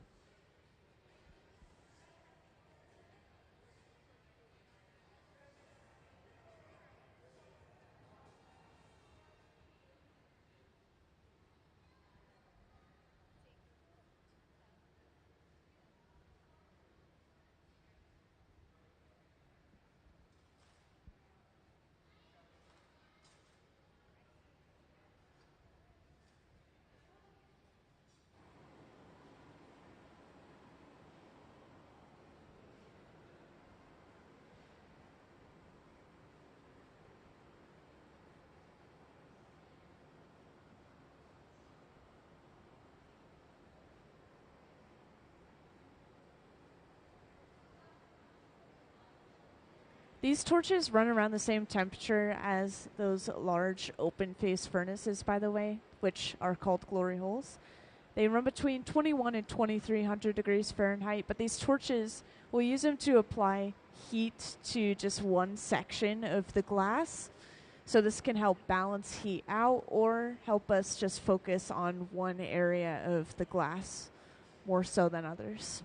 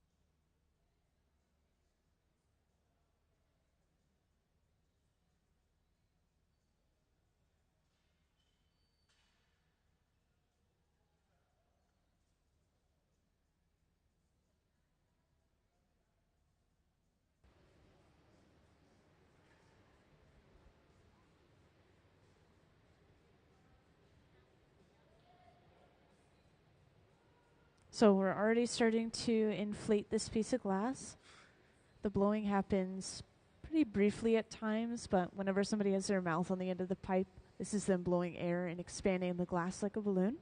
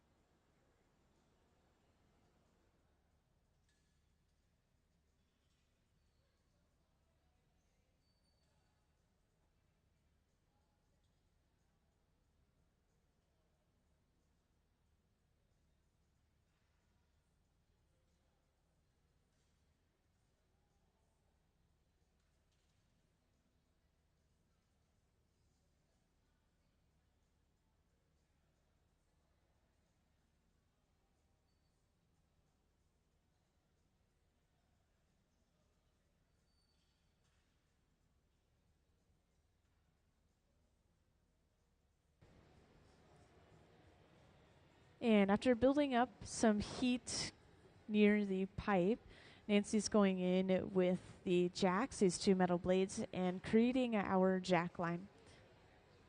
So this is where we break the entire piece off of the pipe later on, is from this divot or this breaking point.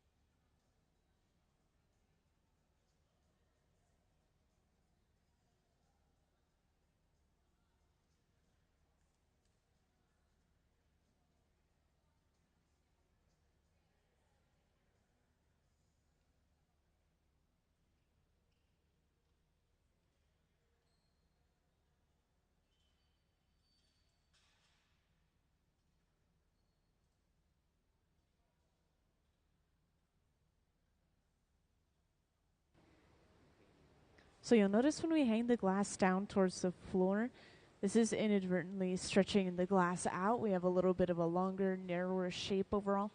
And we do use gravity quite a bit to shape the glass.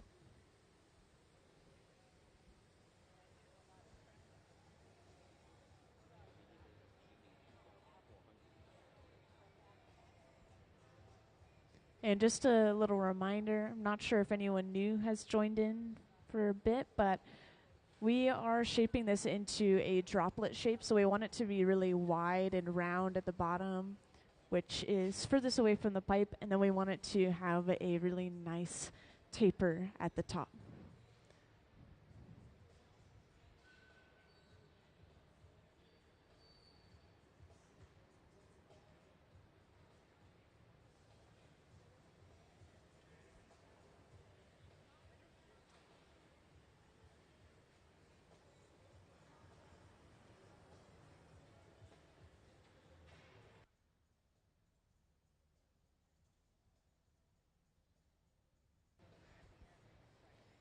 And to stretch it faster than just using gravity, we will swing the pipe, which creates some centrifugal force, kind of an outward pulling force. Yeah, exactly. And it will stretch the glass out just a little bit faster. It also looks really cool, which is super important. No, they're doing it for technique.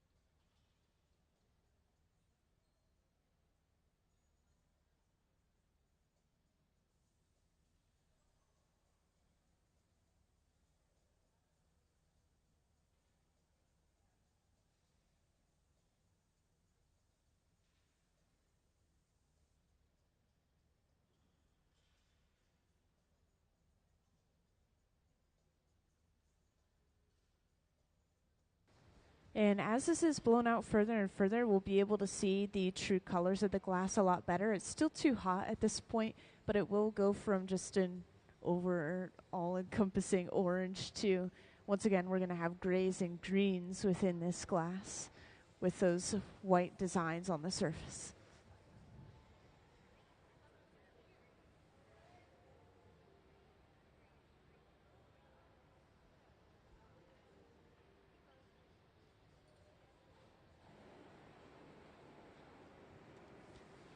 And these are all transparent colors, so you can start to see through the entire bubble overall as well.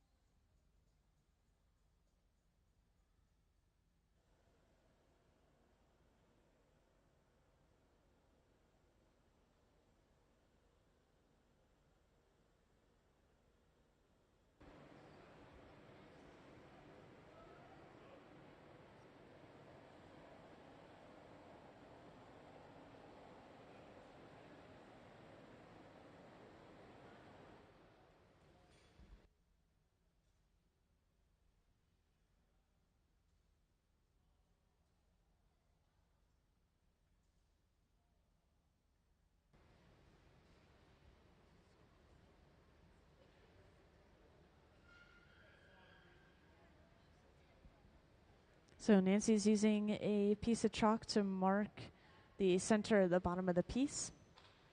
And I was mentioning to some folks in the audience earlier, the way that they can have a piece that looks like it's completely closed off, because eventually that taper will be completely closed off, the end that's connected to the pipe. We have to make sure not to create a vacuum. So we have to have an opening somewhere in the piece. So we'll drill a small hole into the bottom. You won't be able to see it when the piece is finished, but it is there.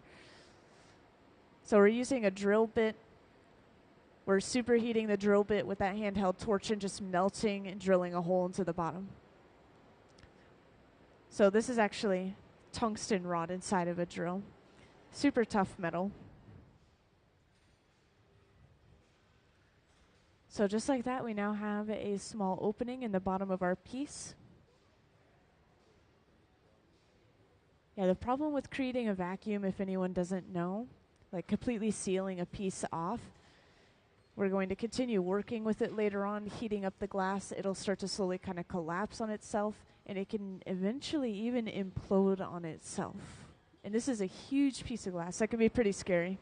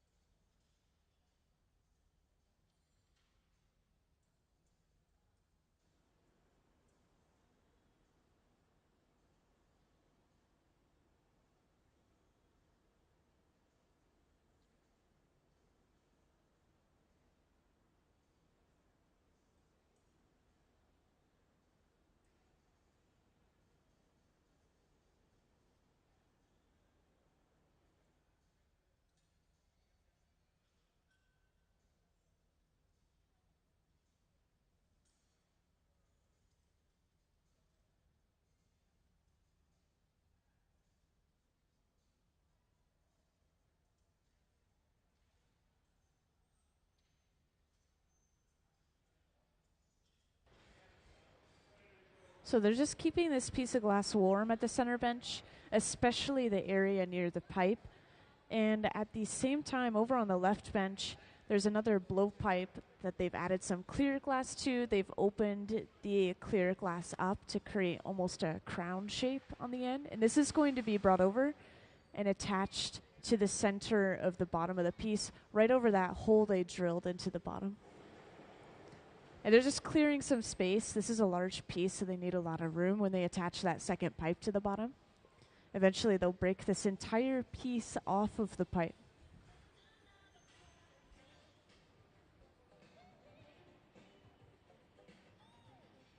So they've just attached that pipe, once again, right over that opening they drilled into the bottom.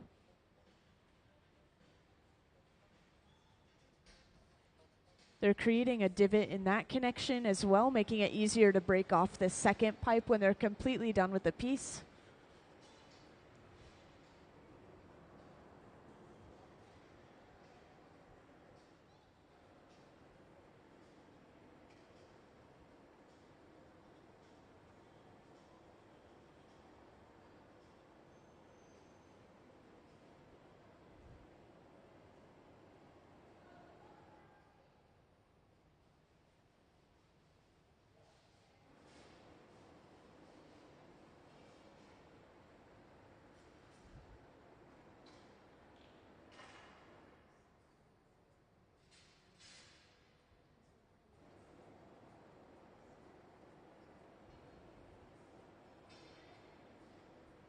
And to break the piece off, Nancy applies some water using the tweezers.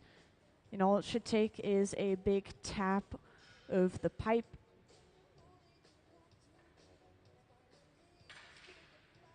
And just like that, we have transferred our piece to another pipe.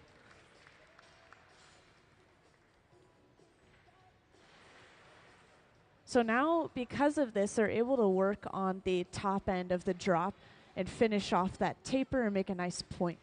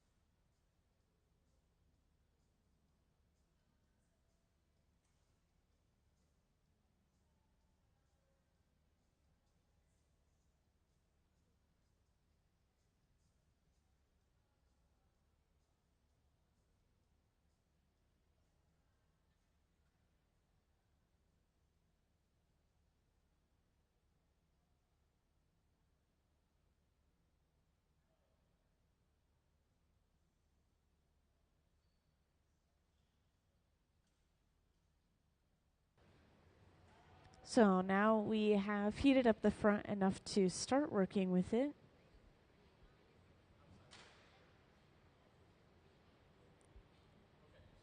So to work on the opening, Nancy is starting off by using some tweezers, and she's more so pulling right here than she is pinching or anything else. The idea is to stretch that section that's heated out.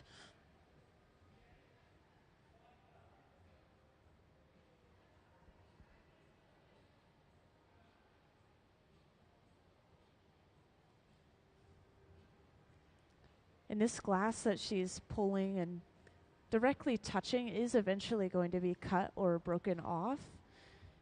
And just a reminder, since we have that hole drilled in the bottom and we attach that blowpipe over top of it, when we close this end off, we'll be able to start blowing into the glass again because it will be a sealed bubble on the end of the pipe.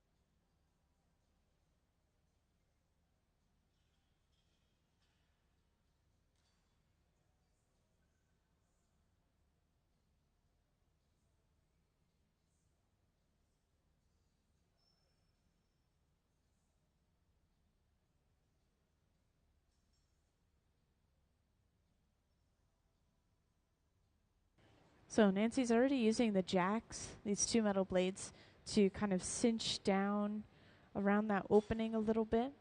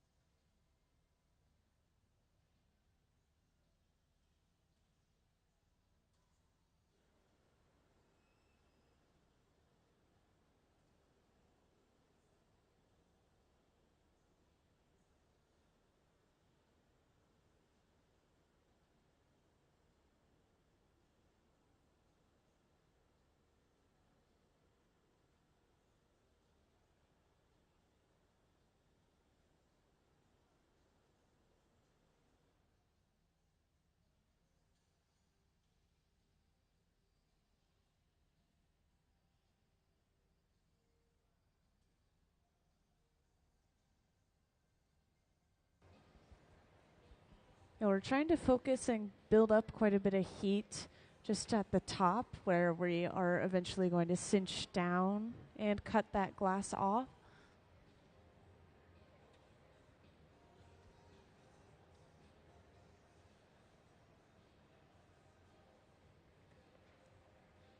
And I always think it's crazy how when you're working with a piece of glass this large, you end up working outside of the bench. You don't sit at the bench and work with the glass anymore. You have to stand outside.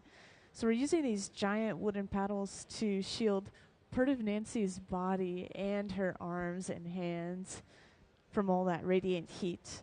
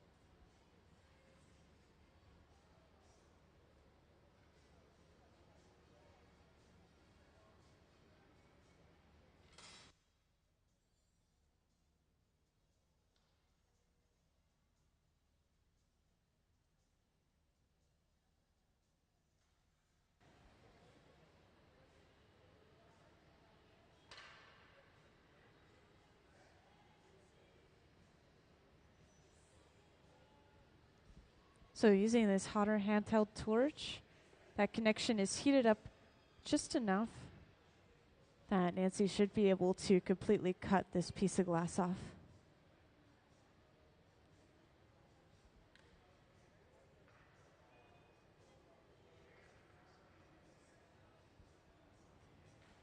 So now we have completely closed off that end. And once again, this means that we'll be able to start blowing into the piece and shaping that end a little bit more easily.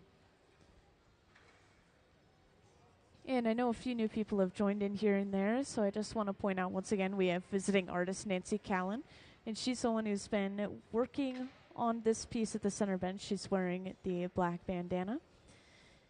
And this is a droplet that she's making right now.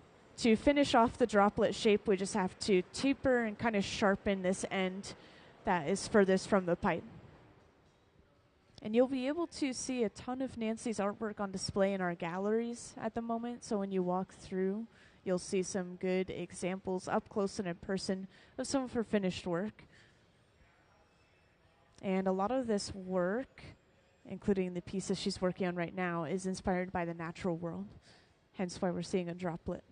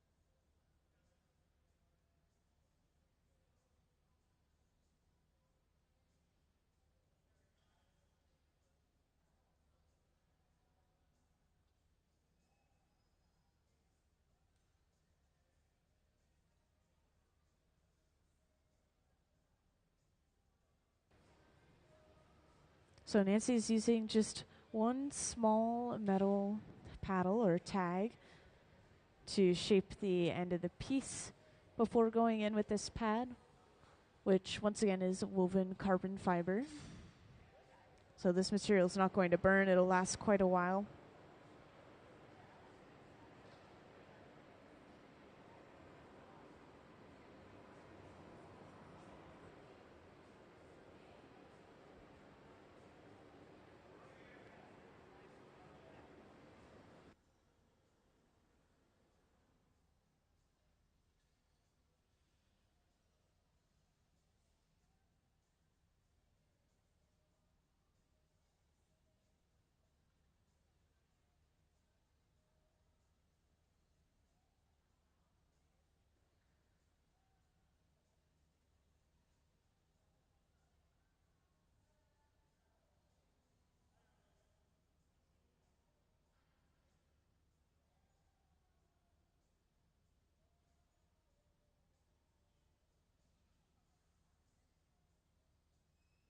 So I've just heard that there will be a guided gallery tour right after we finish here in the hot shop.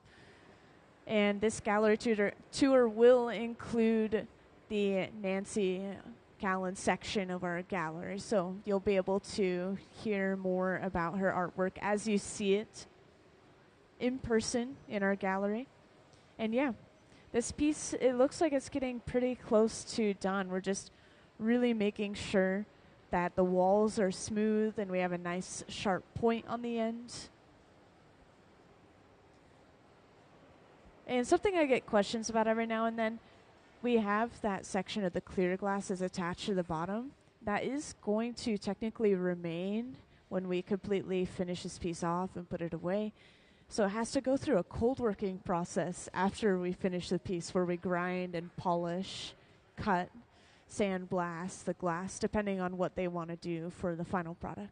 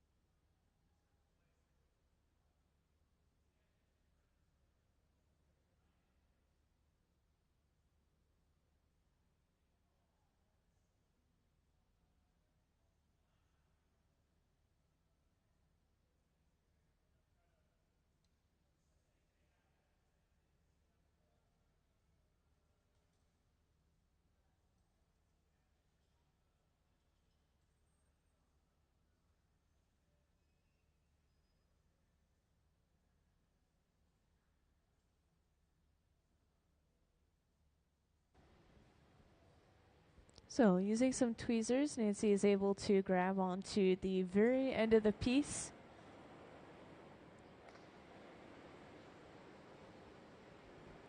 Pull this out to a much finer point. And eventually, just like earlier, this small little bit of glass will be cut off.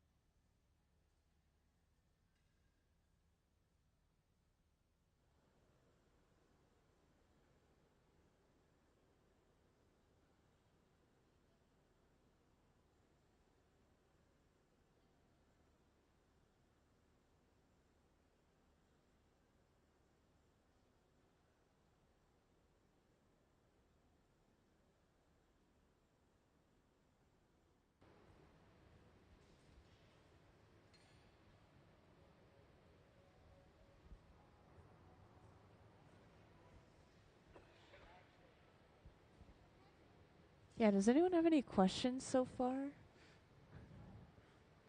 I know there's been a lot going on, so I just want to check in.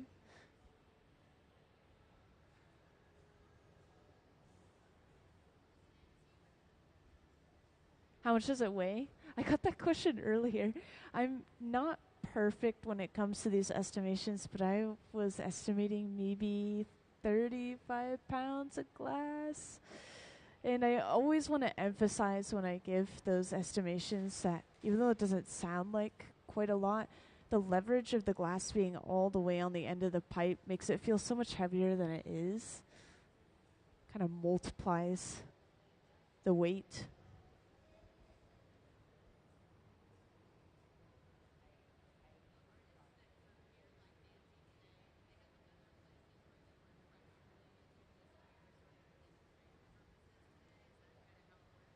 So it depends on the artist, actually. I believe Nancy works on her own glass art all the time outside of this studio. But I think that she comes in to make this really large scale work because there's more people and this is a really huge, easily movable hot shop. Like you can move around in it a lot easier. But we have a lot of visiting artists that come through. Some of them have never even worked with glass, yet they're bringing in their knowledge from a different art and they're kind of translating it into glass. And so we do have a mix of people on the floor. We have some of our resident hot shop team, and they help those visiting artists make their work.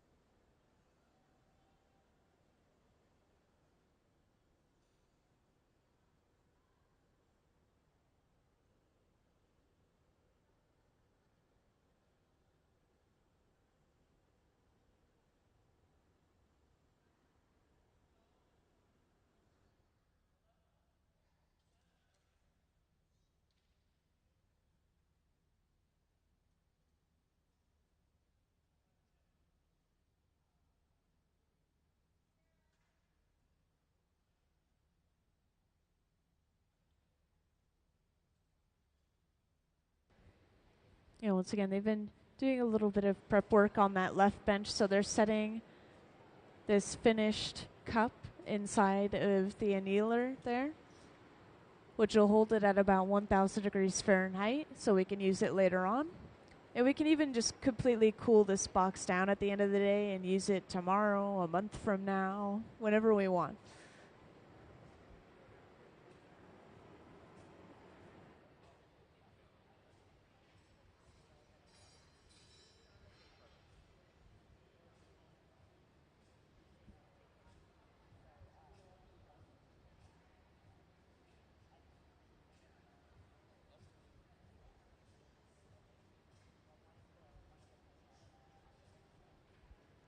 And I do want to mention, if anyone didn't know already, Nancy Callan is going to be here on Saturday and Sunday as well.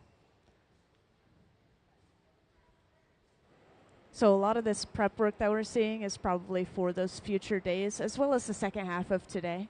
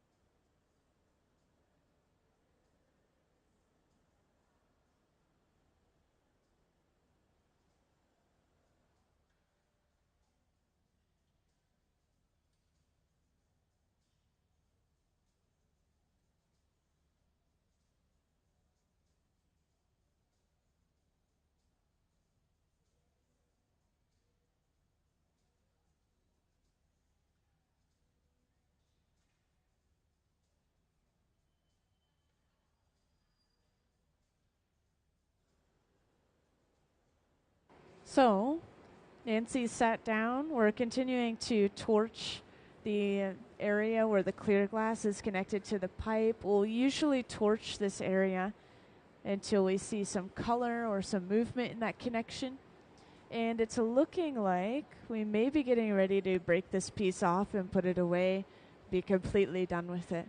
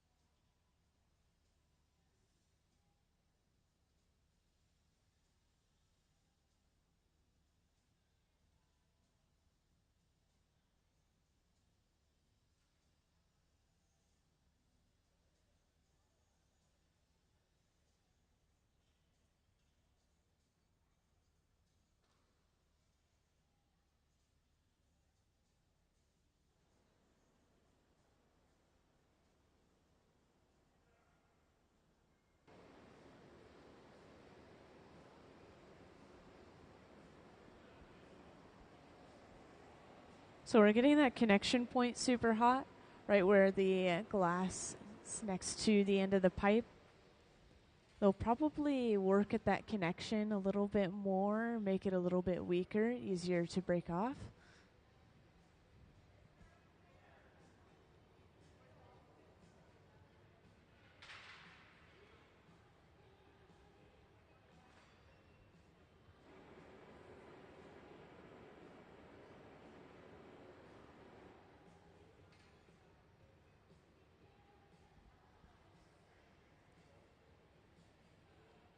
Wow, and here we go. So we're applying some water to that connection point.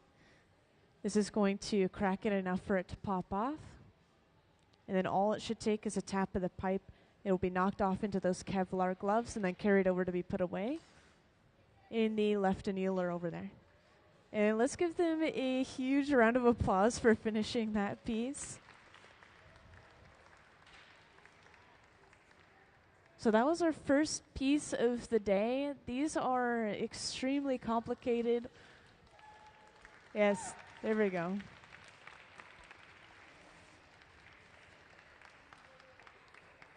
Once again, 4 layers of colors and patterns inside of this glass. All of that work took them about 4 hours to finish that piece, 3 or 4 hours.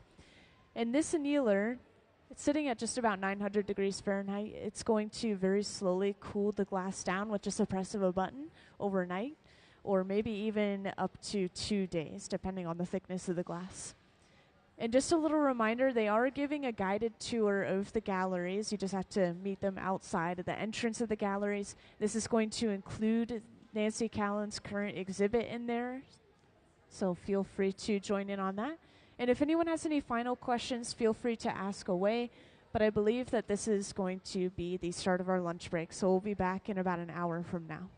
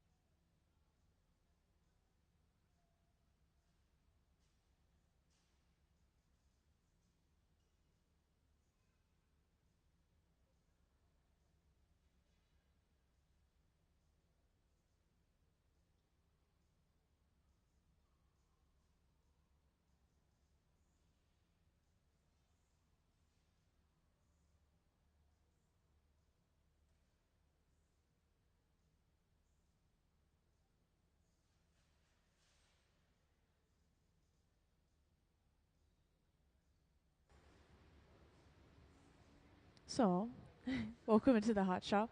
I figured, even though we're technically not back yet, I might as well start talking. So, we have Nancy Callan on the hot shop floor. She's the one sitting and working at the center bench. And we are going to get started on another droplet. So, if you guys weren't in here earlier, let's show off. Actually, no, you guys have been seeing Nancy's slideshow. You've gotten kind of a taste of her work. She has a ton of work in the gallery as well. This is the Forces at Play exhibit. We also have a catalog for this in the store, by the way. But yeah, we are going to make a droplet, so it's nice and wide on the base. Oh, I have closed captioning. I know. Right here, it's kind of hard when you're close to the hot shop. The speakers are meant to aim at the audience. And it's very echoey in here, of course, but yeah, we have the closed captioning. That should help out. Nancy Callan is getting started on one of her droplets. And this is all going to start with some color application, which we've already been seeing. So we melted down a solid piece of colored glass, dropped it on top of a bubble, and we'll spread it evenly over top, which will basically completely cover the piece of glass, making it appear to be all made from one color, but it's actually just a thin layer of color. And that's something that we use for a lot of pieces that you'll see in the gallery, just anything that appears to be one color. Now we are also going to be using something called cane, and luckily we have some pieces laid out in the front right here. So this started off as these long sticks of colored glass, which we have some over there as well. We cut it up into the exact sizes and portions that we wanted. This is going to be rolled up on the side of the bubble to pick them up and create these vertical stripes for the droplet. That's what Nancy told me just a second ago. We made one of these earlier today, and it took the first half of the day completely because there's so much complexity to it. There were 2 layers of color and 2 layers of patterning within the glass. Now I think maybe I should give a little overview of the hot shop itself, just in case some of you haven't been in one before. So just to point out, the tank with the closed door, the one that has the no sign hanging on it, for example, that's our glass furnace. So it holds a pool of molten glass inside of a ceramic crucible at about 2100 degrees Fahrenheit. And the texture of the glass at that temperature is a lot like honey. So all we need to do to pick it up and use it is we stick our pipe into the glass and then we just turn and it gathers a ball on the end. And these open face furnaces, these are used to reheat the glass. They're called glory holes. They run between 21 and 2300 degrees Fahrenheit. Yeah, I know. There's probably going to be some new people joining in here and there, so I'll have to give my recap a couple of times. But, yeah, kind of the general overview. And if anyone ever has any questions throughout the entire process, feel free to grab my attention, let me know. It could be questions about the visiting artist. It could be questions about glass or the hot shop in general. And for those who just joined in, we're going to be working on a large, complex piece of glass. It's going to be the shape of a droplet. So it's going to have one very tapered, sharp end and then a really wide end at the bottom. And the person who designed and is making this piece of glass, her name is Nancy Callan. She's at the center bench right here. And she has a ton of work in our gallery right now, luckily. So you can have some up-close examples of finished products.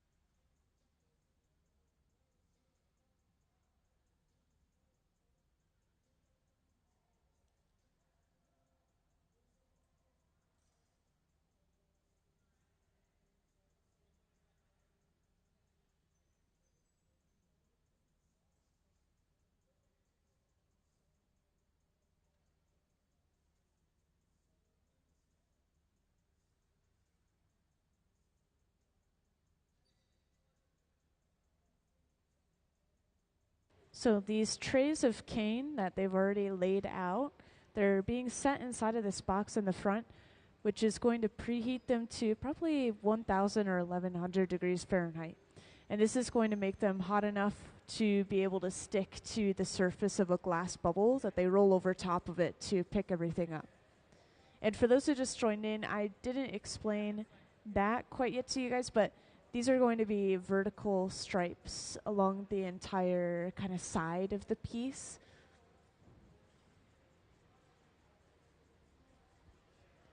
And I'm double checking. It is the same pattern as what we were using earlier. It's clear on the inside, and then there's a layer of white, and then it's clear on the outside of that.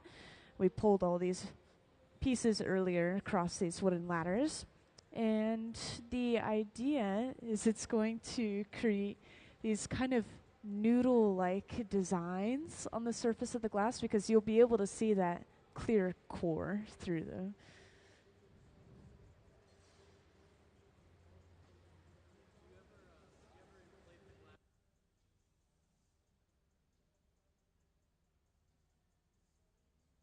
So actually, not in the hot shop, not in a situation like this, but neon signs, when they're handmade, they fill them with different gases. Like argon gas gives you a blue neon sign, and then neon is the classic reddish orange color. And I can't think of any others off the top of my head. I'm not super well versed in neon bending, but yeah, we do fill glass with different gases sometimes.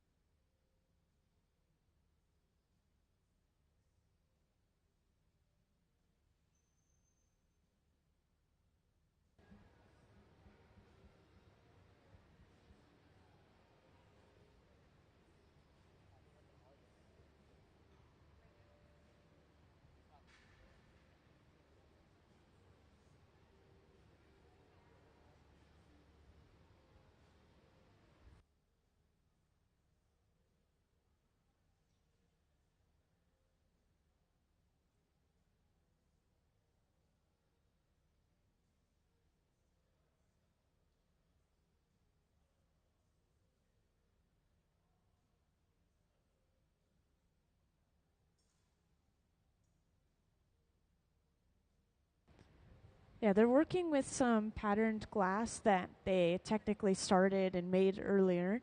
What they're going to do is they're going to make a kind of a cup-shaped piece of glass with a rounded bottom, honestly a lot like this.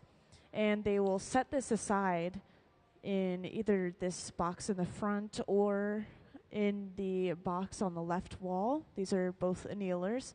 And they'll let it cool down. And I didn't tell you guys yet, but Nancy Callan, she's going to be here Saturday and Sunday as well. So that'll be used either Saturday or Sunday for another piece.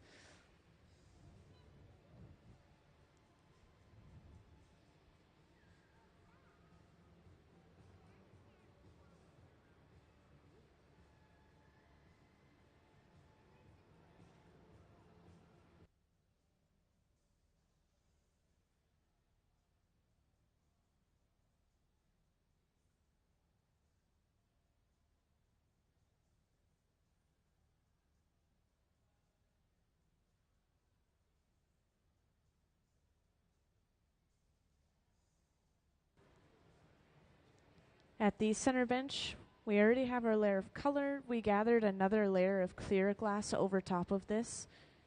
And we are working on shaping it, kind of evening the temperature out by letting it hang out for a little bit.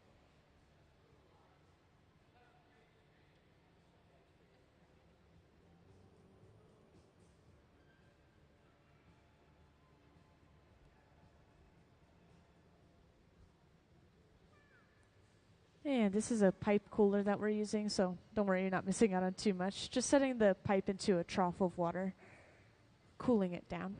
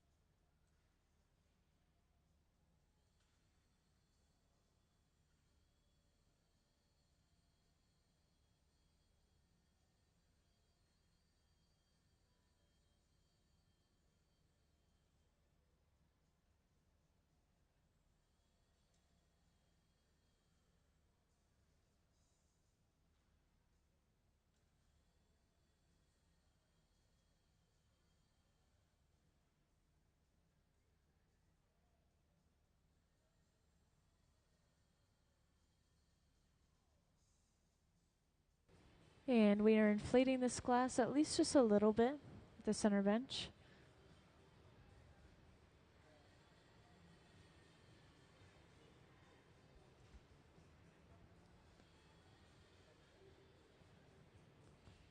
Also, just to give you an idea of some of the later processes.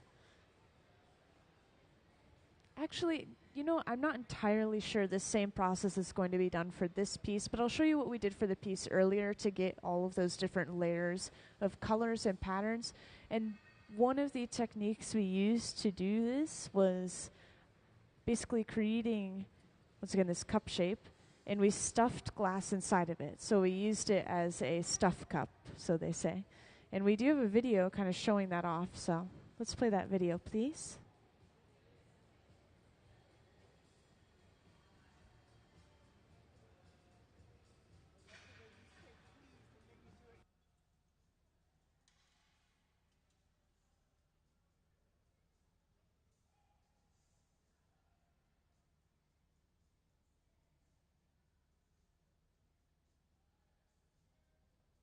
Can I have the stuff cup video, please?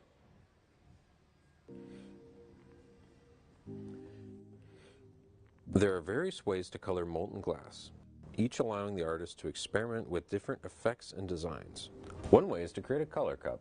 Color cups are used to push a design to the edges of the glasswork, creating a jewel-like, opaque, or textured finish. Artists can create color cups in advance as raw materials or break off a fresh cup for use. Once heated to about 1,000 degrees, a cup is stuffed or encased around a clear glass bubble.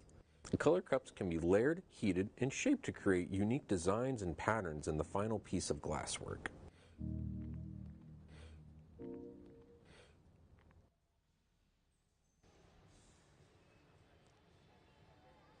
So again, that's one of the processes we did earlier to create that droplet.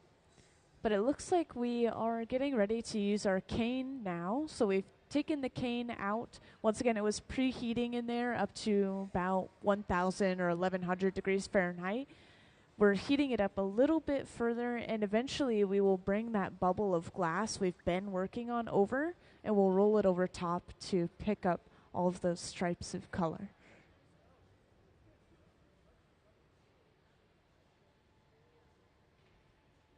So here comes Nancy with that bubble.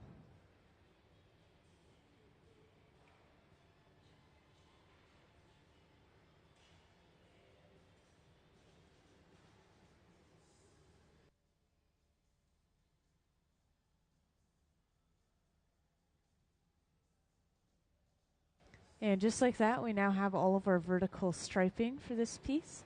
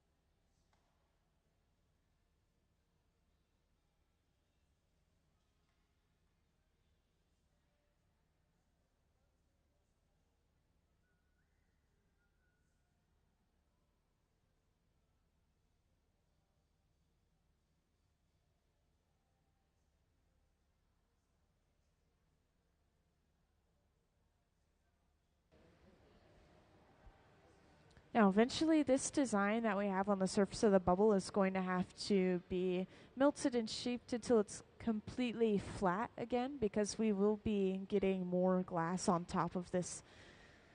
The piece we made earlier was giant. I'm wondering if this one's going to be the same size.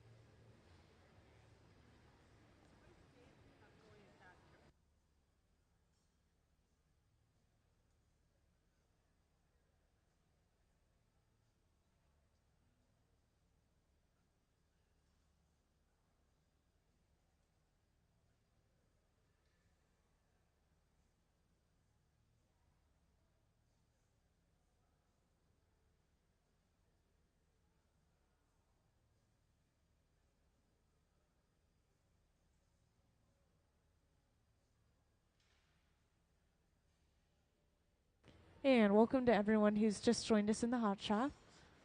I see quite a few people have joined us.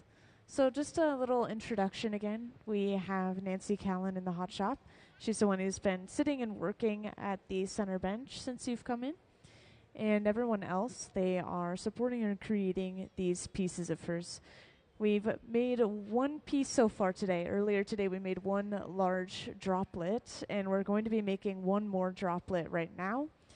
We already have some color on this glass bubble. We already have a layer of cane, which are those sticks of colored glass, basically creating vertical stripes. And we will continue to add on top of this. I'm not quite sure exactly yet what else we'll see. Maybe they'll add another layer of color like earlier. Maybe they'll add even more striations to the piece. But either way, these pieces end up huge, and you will see that pretty soon. Now, Nancy does have a ton of work in our gallery at the moment. It's the Forces at Play exhibit, and we have the entire catalog of that in the Museum of Glass store as well. So if you'd like to take home some memories of what you've seen in the hot shop in the galleries today, check that out.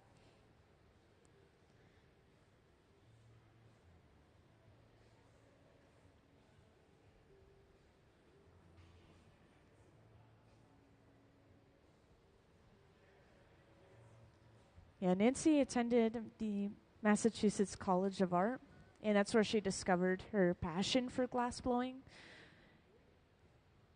So in 1996, she actually moved to this area, Seattle, to work for and kind of learn from Lino Tagliapietra. And his work is actually up above the hot shop on that walkway up there, just to kind of give you some visual reference. But he's retired now. He donated a large chunk of his work to us, which is super nice.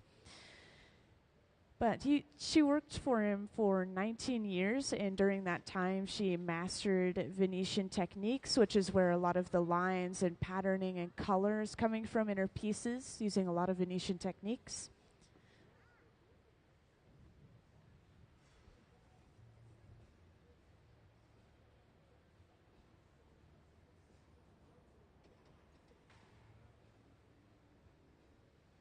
And yeah, you'll notice us working at every bench during this time or every once in a while. Sometimes it's prep work for something else, and other times the pieces of glass will eventually come together.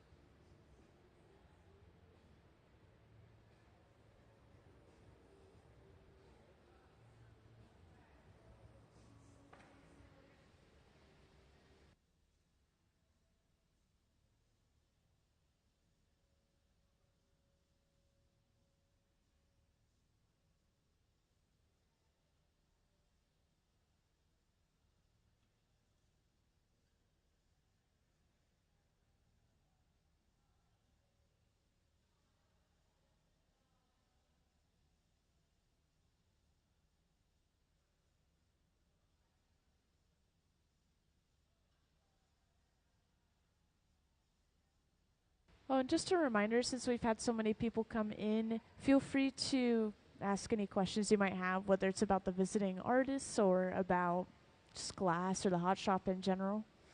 Just grab my attention and I'll come over.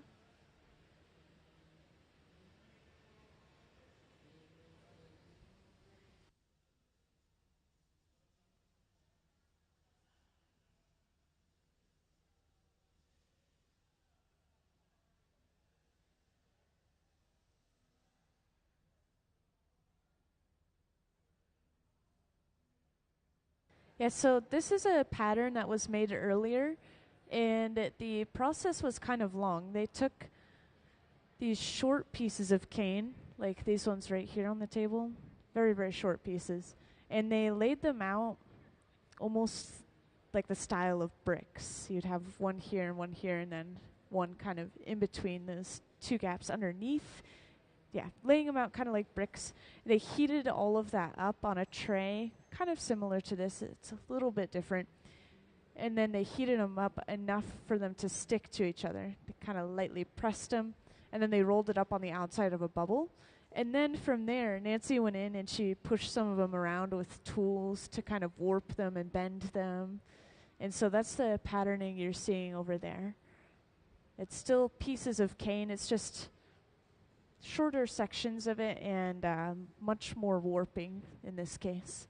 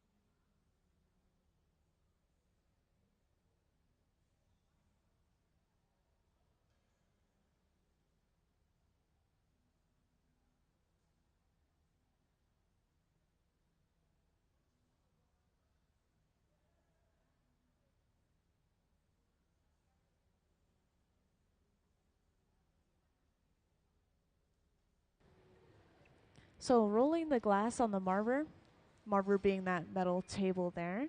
We have slightly twisted the lines, and now this texture on the surface is pretty smooth and pretty flat. At the same time, we have blown this bubble out quite a bit over on the right bench.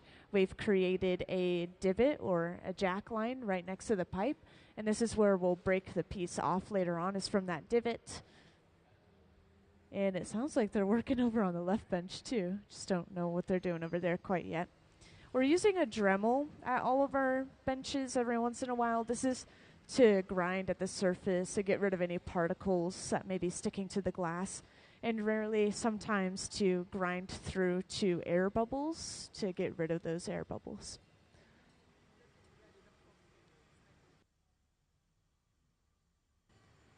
Yeah, so over on the left bench, they've been making a lot of cane, so it looks like they're getting ready to pull that cane over on the left bench.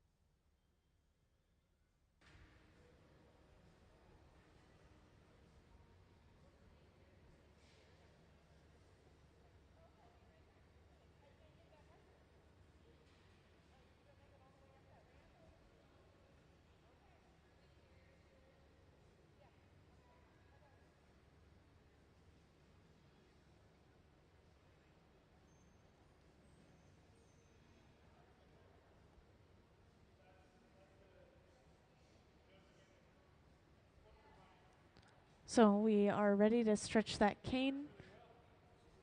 The glass is attached to a second pipe, and once again, this is stretched across all of these wooden ladders in the front. Depending on the thickness that they want, they'll stretch it a little bit further, a little bit less.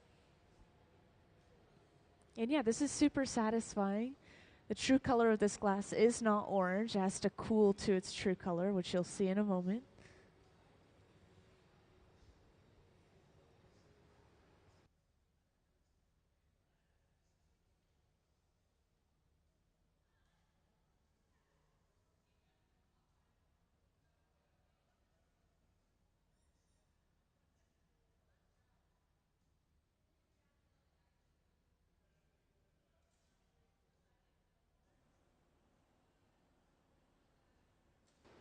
At the same time, we have attached a punty to the end of our bubble over on the right. Punty being this second pipe with clear attachment. And to break the piece off, we apply some water, cracking that connection enough to just tap the pipe and pop it off. So doing this whole process is basically just to flip the orientation of the piece so we can work on the other side. In this case, we want to open it up just like a cup, so we'll give it some straight walls.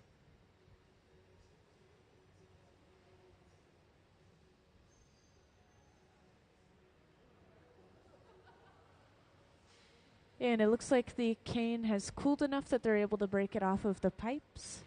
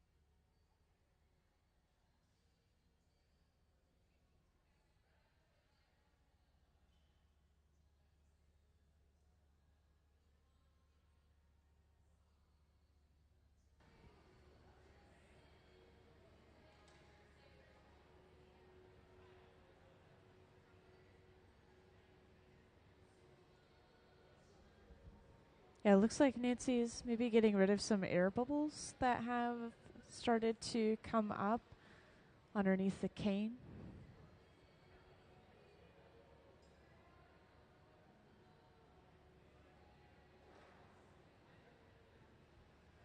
We'll be using this torch a lot on and off, so I'll point out this is the hottest item we have in the hot shop, and you could tell based off that bright blue flame already, but this could get up to about 5,000 degrees Fahrenheit.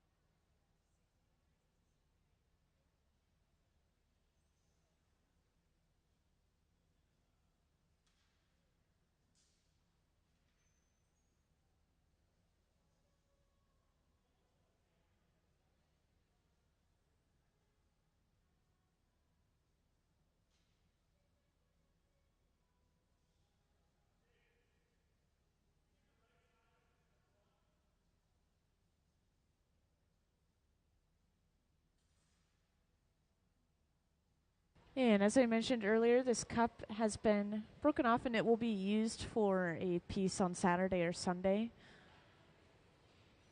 And because of that, they're going to allow it to cool down inside of this annealer.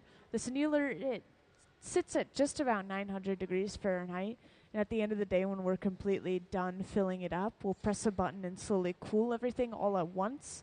And that's just to prevent thermal shock. And then when we're ready to use it, we'll just bring it back up slowly on the day of up to about 1,000 degrees Fahrenheit again.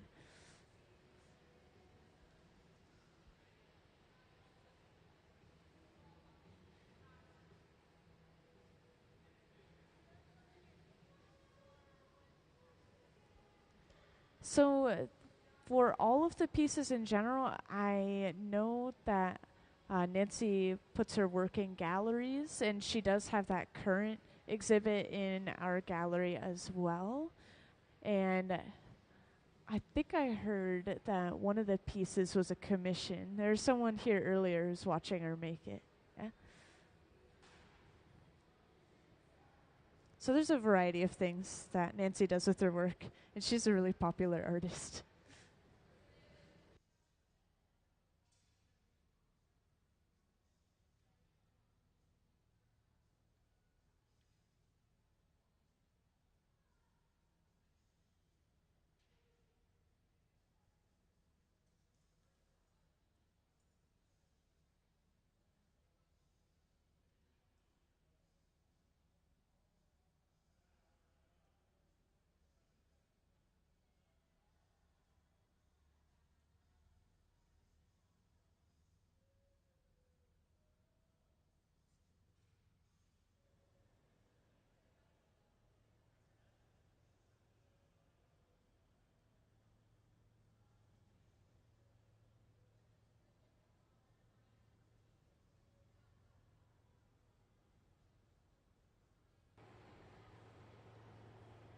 And welcome to those who just joined in. We are working on another one of Nancy Callan's droplets, and Nancy Callan is the one who's sitting, working at the center bench. She's our visiting artist for a few days. She'll be here today. Well, of course, she's already here. She'll be here Saturday and Sunday as well. So kind of skipping tomorrow, which is a little bit of a shorter day. We close at 3 p.m. But we're making one of Nancy's droplets. And let's have Nancy's artwork up on the screen, please.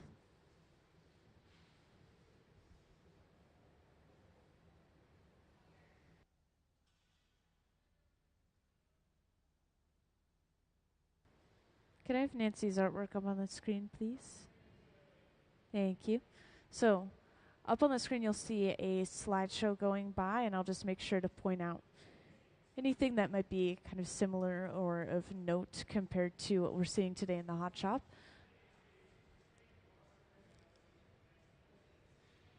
And I'll point out again that Nancy has a ton of work in our galleries at the moment, so you might even see some of these pieces on the screen in there. So this droplet right here is very similar to what we made earlier. This shape is very accurate. We had that same pattern applied to the glass. This one is going to have a different pattern. We're going to have vertical stripes of color instead of those more horizontal stripes. But yeah, we are making another one of those droplets.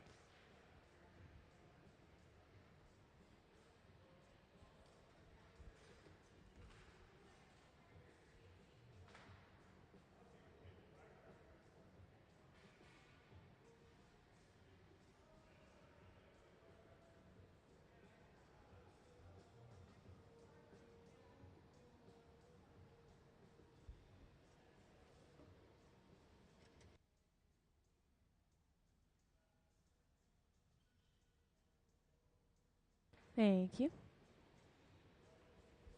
So at the center bench, we already have basically a clear core. We have a bubble inside of this, and we have a layer of color over top of that, probably a transparent color going along with the themes of all of her other work, so you can see through the piece. And we also have one layer of cane on the surface. And this cane, initially it was on a tray, kind of like this. We heated it up lightly, and then we rolled the bubble over top of it to pick it up on the outside. So that's how we got those vertical stripes. And then looks like Nancy found some air bubbles, so she was picking those out for a moment and has just reshaped the glass.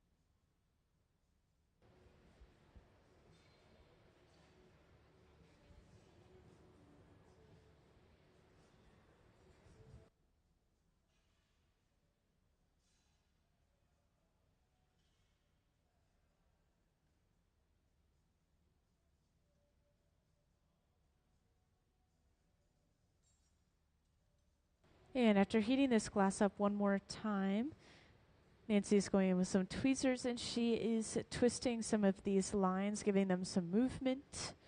This is what was done with the piece earlier today as well. Those lines were kind of pushed and twisted around to further alter the design overall.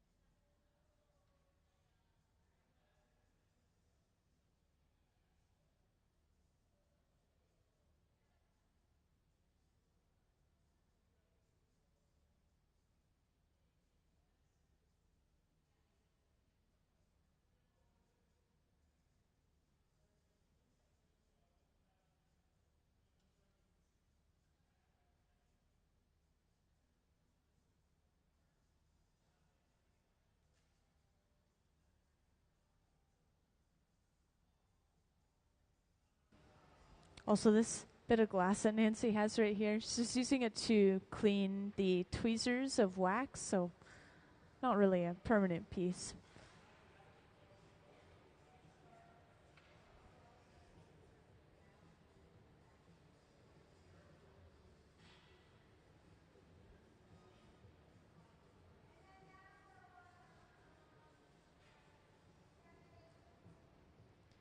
You know, out of curiosity, do we have a Meet the Artist video for Nancy? If we do, then you could just pop it up. If not, then just continue on.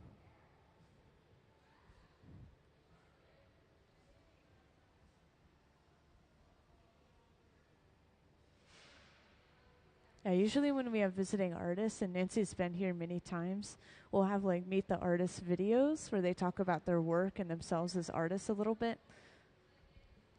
But I'm not quite sure if we have one right now for Nancy.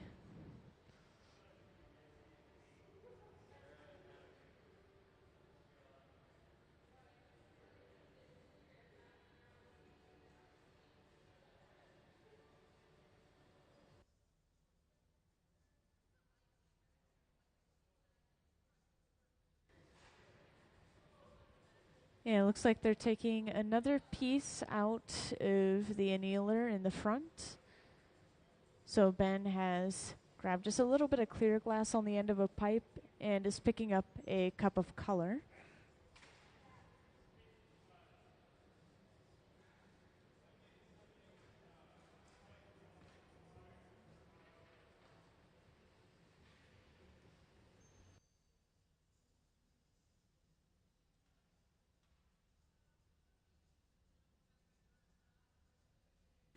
And what I'm thinking is maybe they will bring over another blowpipe with some clear glass as an attachment on the end and attach it to the opening of that cup that they just picked up.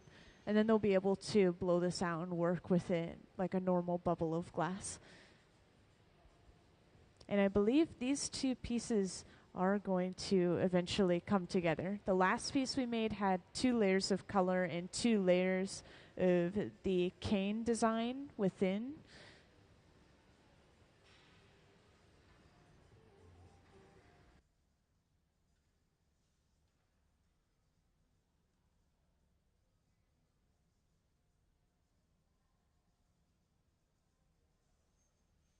Can you hear me? Are you tuning in to me? Can you hear me? I can't hear you. Hello? Check, check. Can you hear me now? I'm Nancy Callan. I'm from Seattle, Washington.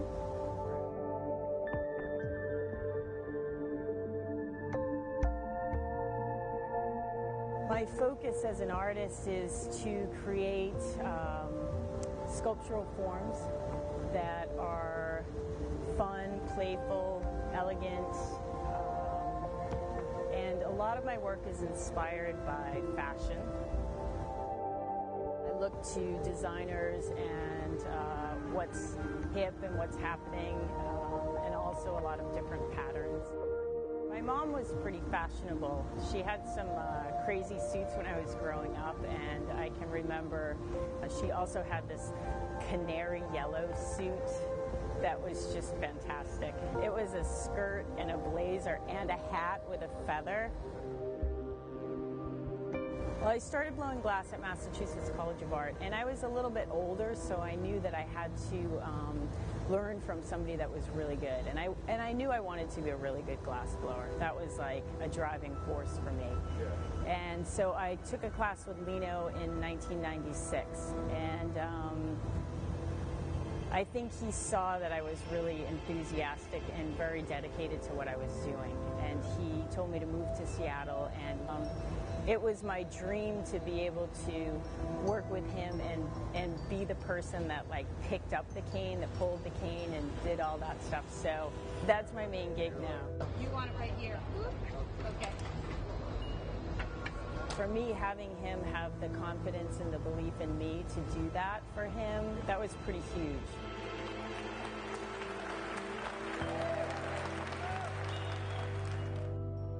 I'm working on a few different series here at the Museum of Glass in my residency, and I'm really excited to be here, of course. It's such a great opportunity to just have a little bit more freedom and explore new ideas. Which side wants to go? This one right here. Right now I'm working on this pattern right here. And there's some cane in it, but there's some other like color fields that I want to try and figure out how to get to those. Here's one of my drawings that goes with the pattern. This is what the piece is going to look like. And I haven't decided on which top so I like to draw everything out and so I can play with different, to see what I like for different tops on these things.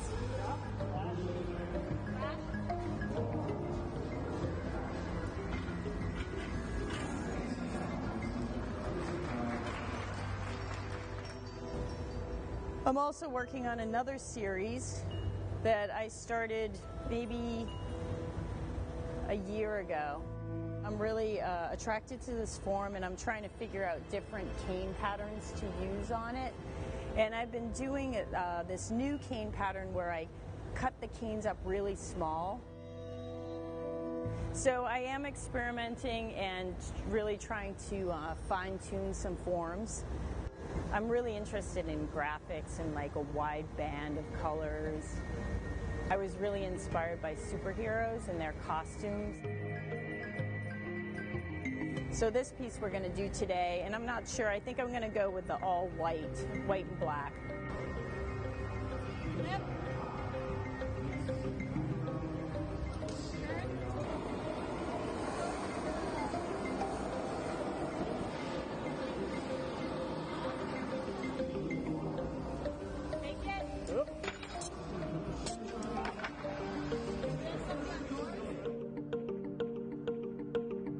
I feel like there's so many more things to like figure out and explore that I haven't even come up with yet.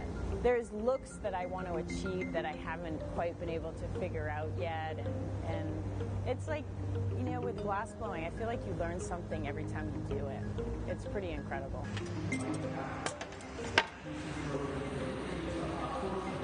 Okay.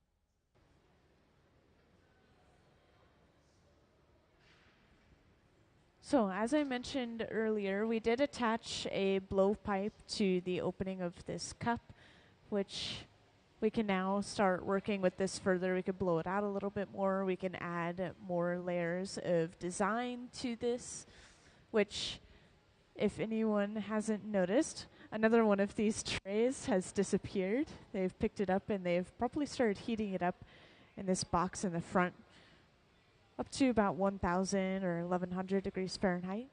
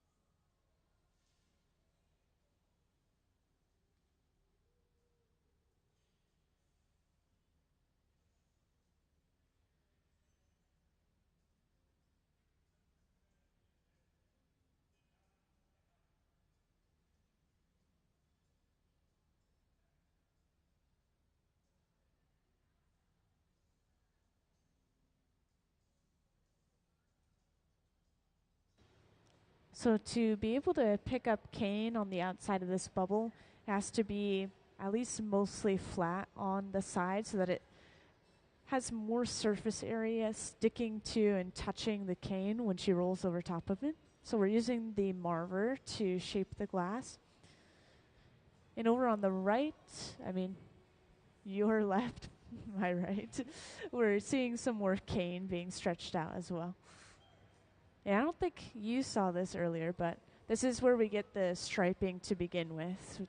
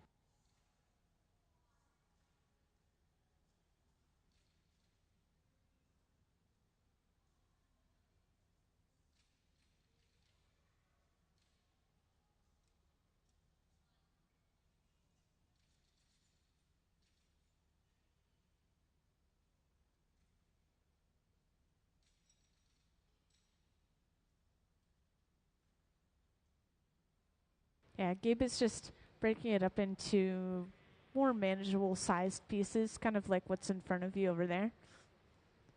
But eventually, yeah, they are broken up even further. And Nancy probably does that herself to make the exact design she wants. So this is probably prep work for Saturday or Sunday. I don't believe we're going to be using any of those pieces in this droplet that we're making. And yeah, for those who just joined in, we have Nancy Callan in the hot shop. She's the one who's been sitting and working at the center bench here. And we're making one of her droplets, which let's show off her work one more time. So if her name sounds familiar, if she looks familiar, she has a ton of work in our galleries right now. So an entire portion of our gallery is her Forces at Play exhibit. Could I have Nancy Callan's work up on the screen, please?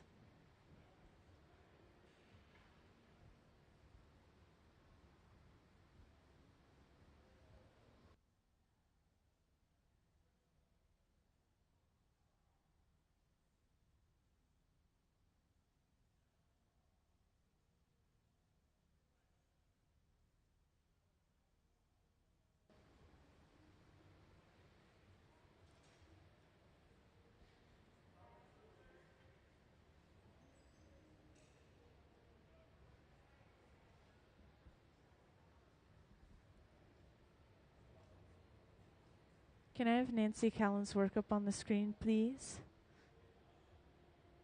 Thank you. All right, so up on the screen, there's going to be a slideshow going by. I just wanted to point out the droplets when we see them and some of the patterning that might be similar to what we're seeing on the floor. So once again, you will see some of this work in our gallery at the moment. It looks like we're all done pulling cane for the day.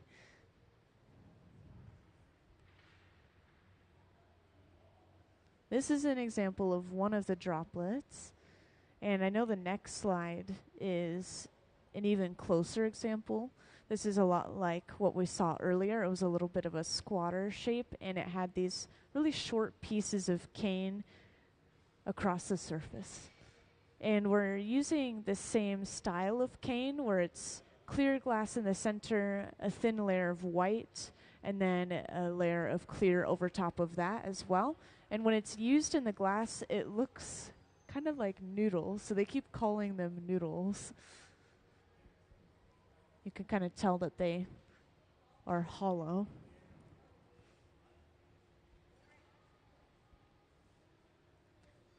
So yeah, the pieces of glass that you see on the floor right now are eventually going to come together and they will form one of those droplets.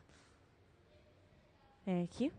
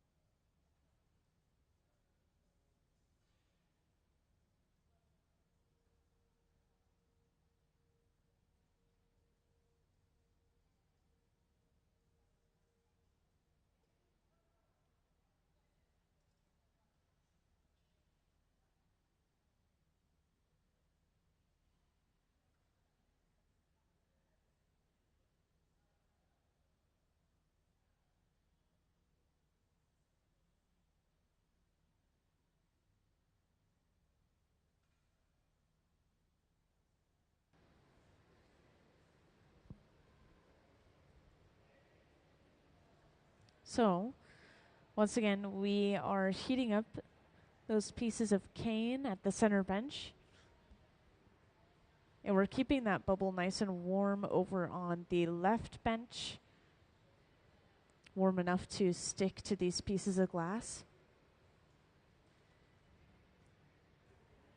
Don't worry, you guys are going to see something super cool in just a second. So at the center bench, Nancy, our visiting artist, Nancy Callan, is bringing over a bubble of glass. This already has a layer of color within it, and then a layer of clear. And this is going to be pushed down and rolled over top of all of these individual pieces of cane, picking them up and creating a vertical design on the outside of this bubble. And we have basically the same thing that has happened over on the right bench, and eventually these two bubbles will come together.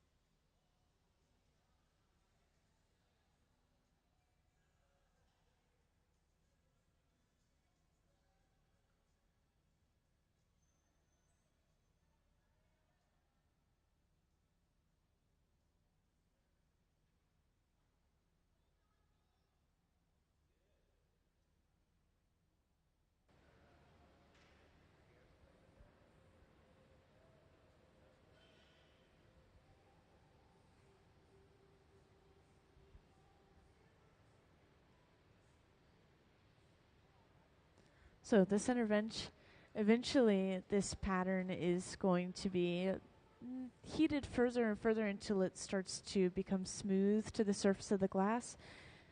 And for the bubble over on the right, once again, same process. At that point, once it was smooth, Nancy went in and she started twisting and altering some of the lines, giving it some movement.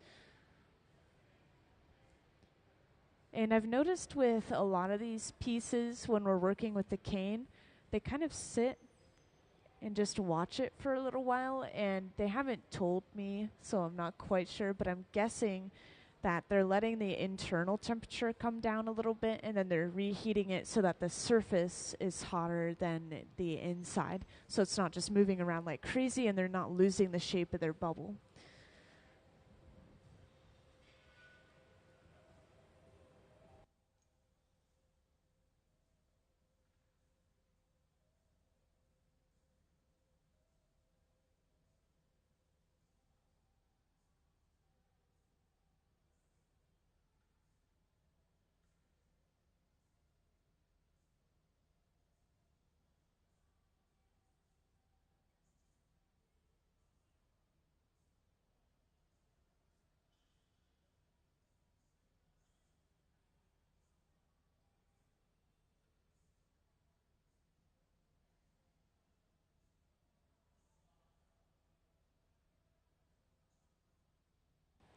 So, luckily I have a video to show you guys the technique. I don't think I showed it to you guys earlier, the stuff cup video. So I think they're going to turn one of them into a cup shape, and then they'll take the other bubble and stuff it inside of that one to kind of layer everything on top of each other. And yeah, for those who haven't seen or heard of this technique, I do have a video, so I'll play that now. It's a pretty short one. Yeah, could I have the stuff cup video, please?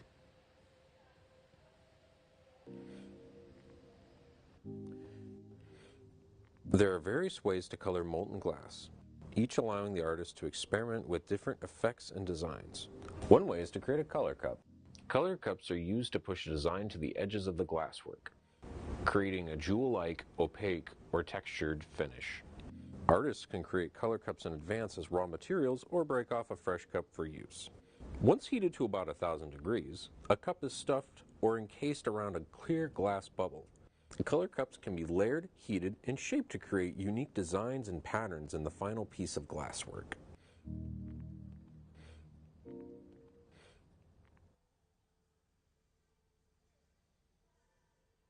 Yeah, so there were a few clips in there where they had the cup and then they stuffed the bubble inside, so we should see that later on. And that's what we did for our piece earlier today, too. Yeah.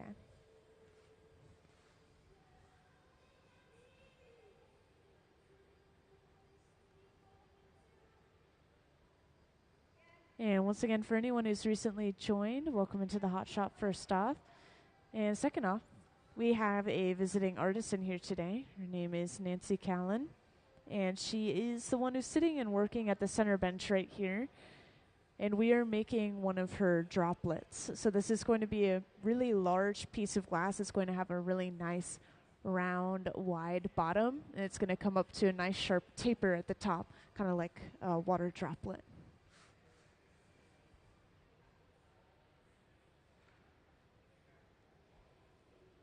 We did finish one of these earlier today, which you can actually go back in time and kind of watch over if you want to, by the way, just by going onto our YouTube channel or onto the Museum of Glass website. We live stream every single day that we're in here.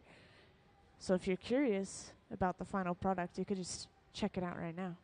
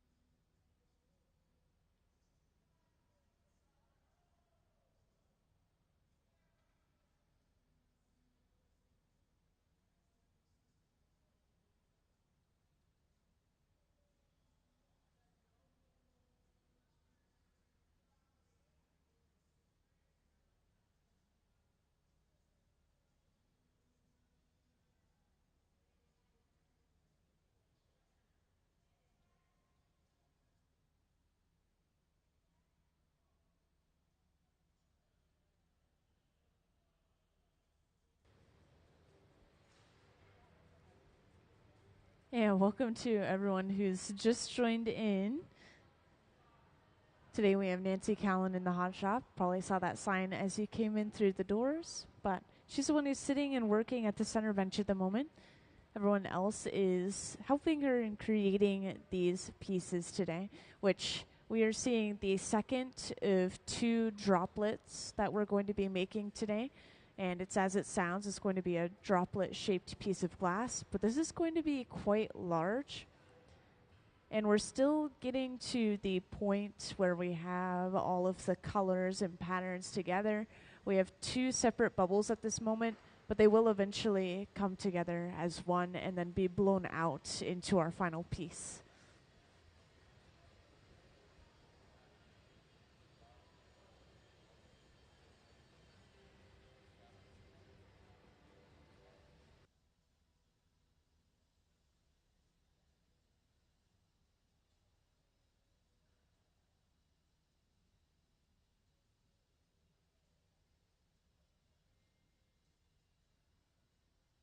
Yeah, we just gathered another layer of clear. So inside of those tanks is a ceramic crucible, and it's just filled with a pool of molten clear glass inside of it. And it's always only clear unless you're in a very specific hot shop. Sometimes they'll put color, but here's just clear.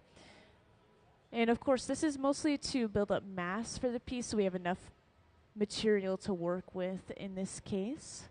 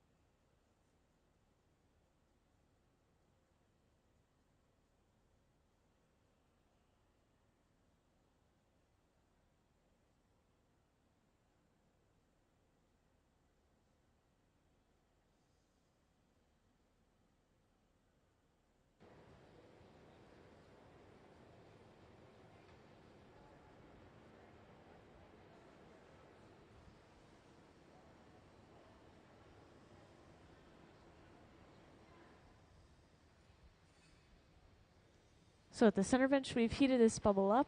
We've rolled it on the marver, which is that metal table.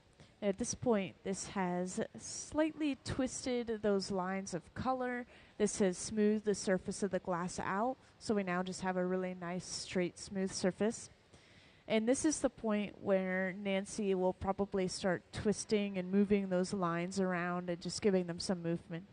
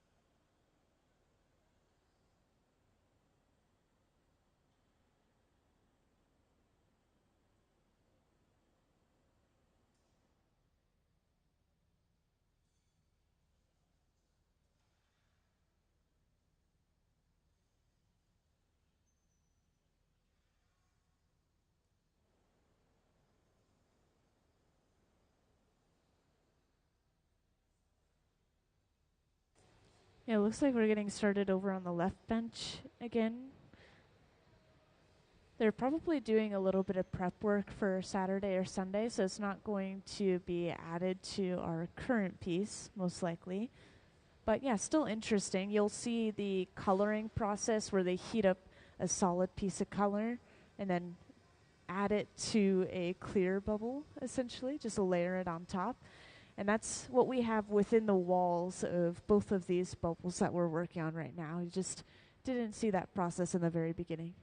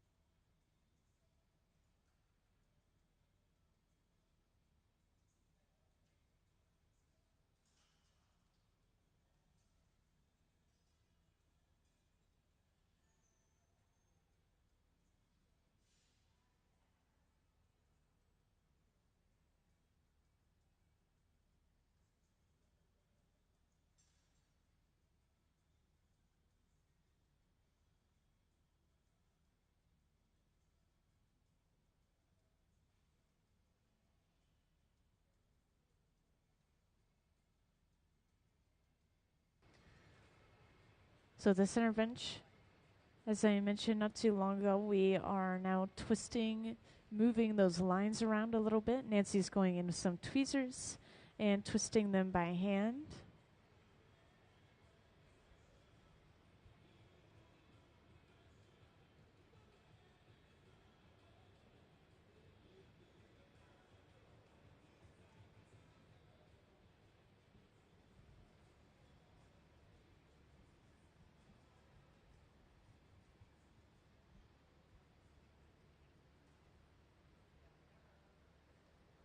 And I just want to give a little reminder, if anyone has any questions, feel free to just grab my attention and let me know. Any questions are fine.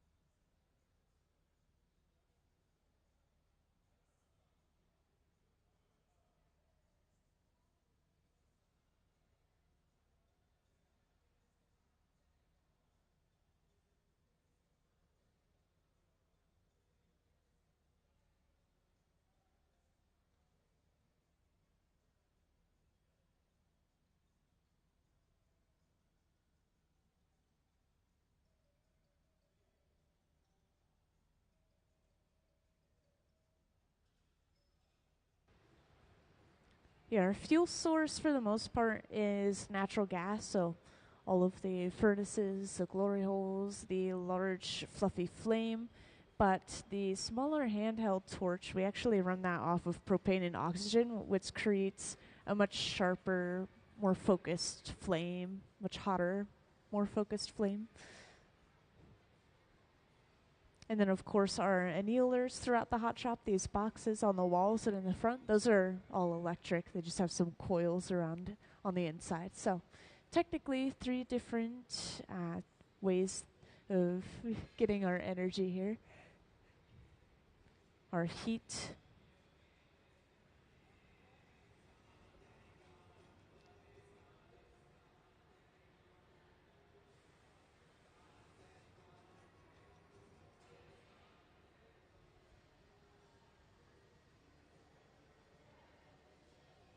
Oh, and over on the right bench, it looks like we've blown this bubble up quite a bit.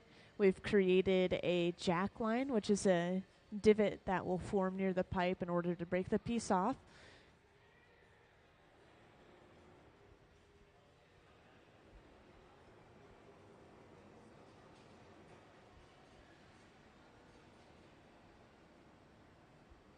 Yeah, could we actually take a peek of at the right bench, please?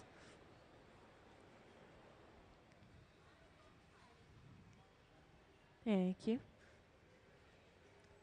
Yeah, so they'll come back. I just wanted to make sure we had a view of the right bench, and I could kind of show you guys that divot that I was talking about, the jack line.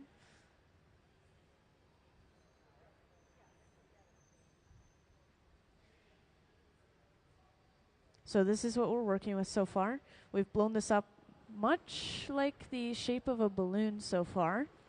And eventually we will attach a pipe onto the end of this bubble and then completely break it off of this pipe that it's on right now.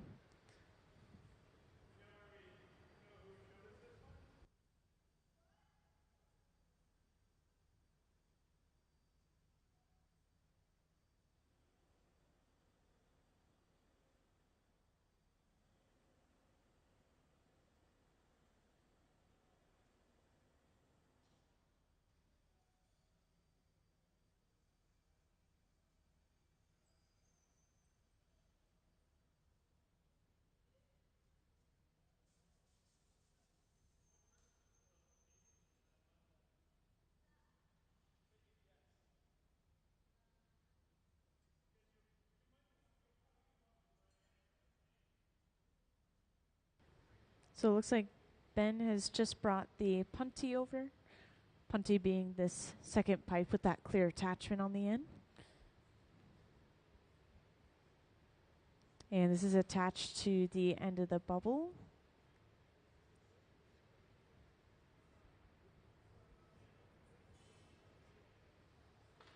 And using the jacks, those metal blades, we were just making a little divot in that connection, making it easier to break off of this pipe later on as well. So just thinking ahead.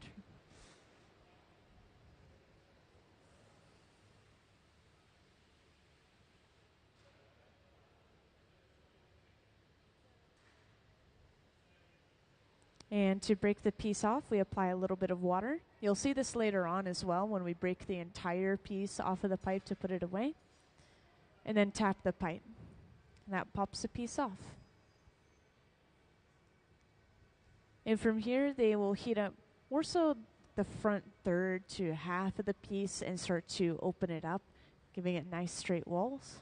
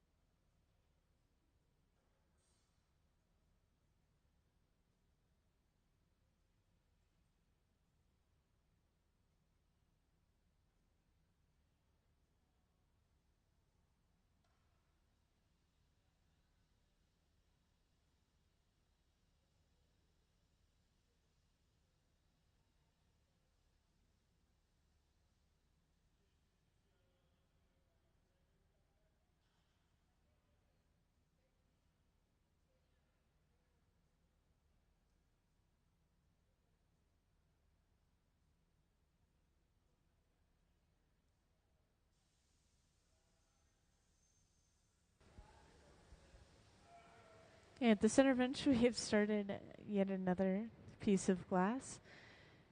At this point, we've run out of benches, so they're sharing the center bench at the moment, kind of switching back and forth as they individually take heats. Yeah, glassblowing takes a lot of teamwork and communication. But yeah, this is just clear glass all the way through. Sarah has just blown a bubble into the end of it by blowing and then capping the pipe with her thumb, and that kind of forces a bubble through, pushing into the glass.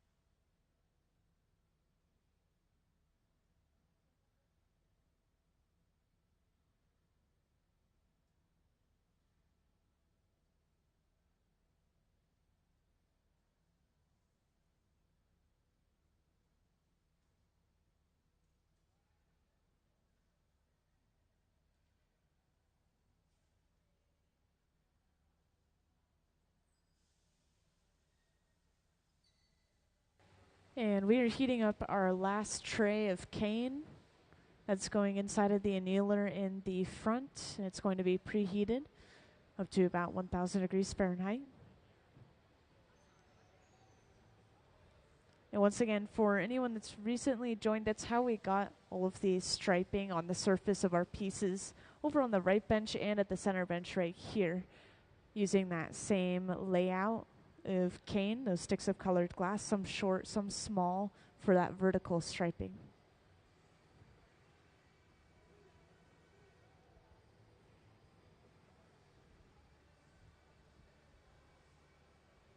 And the person who designed and is making these pieces of glass, her name is Nancy Callan. She's the one who's going to be sitting and working at the center bench quite a bit.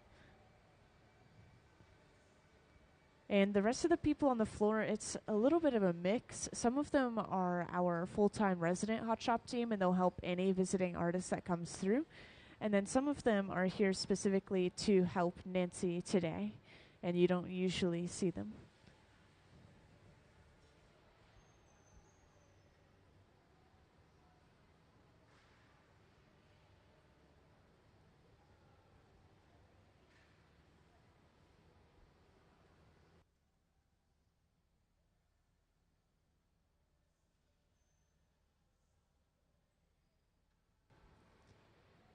And welcome to those who just joined us in the hot shop. At the center bench sitting and working is Nancy Callan. She's our visiting artist today. And she's making another one of her droplets, which, if you haven't seen them already, let's pop up droplet on the screen, or just her slideshow in general.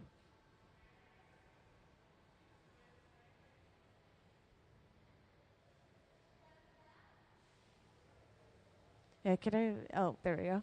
So this is an example of one of the droplets right here. I've been pointing this one out for kind of general shape and idea.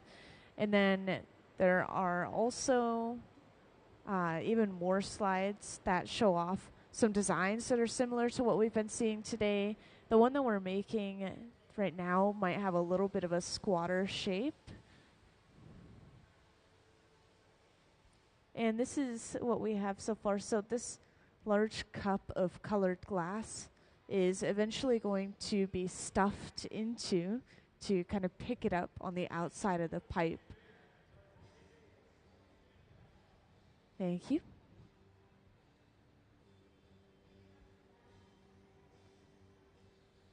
We made one of these droplets earlier today, and the one that we made earlier had a layer of color, a layer of patterning, a layer of color, and then a layer of patterning. So 4 layers in total. This one might even have more because they just heated up another tray of cane, but we already have 2 layers of cane, so I'm just gonna have to see where it leads us personally. I don't know yet.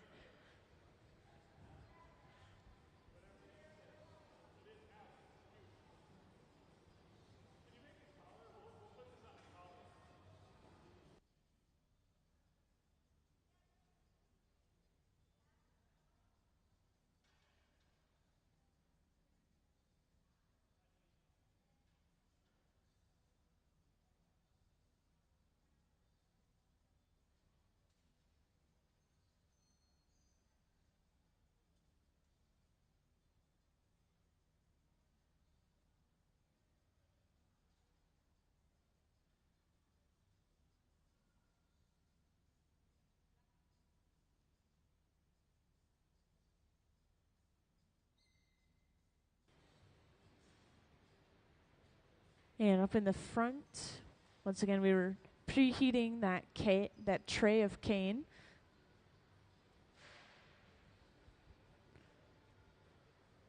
We'll heat it up just a little bit further inside of the hole, and then roll it up on the outside of a bubble of glass.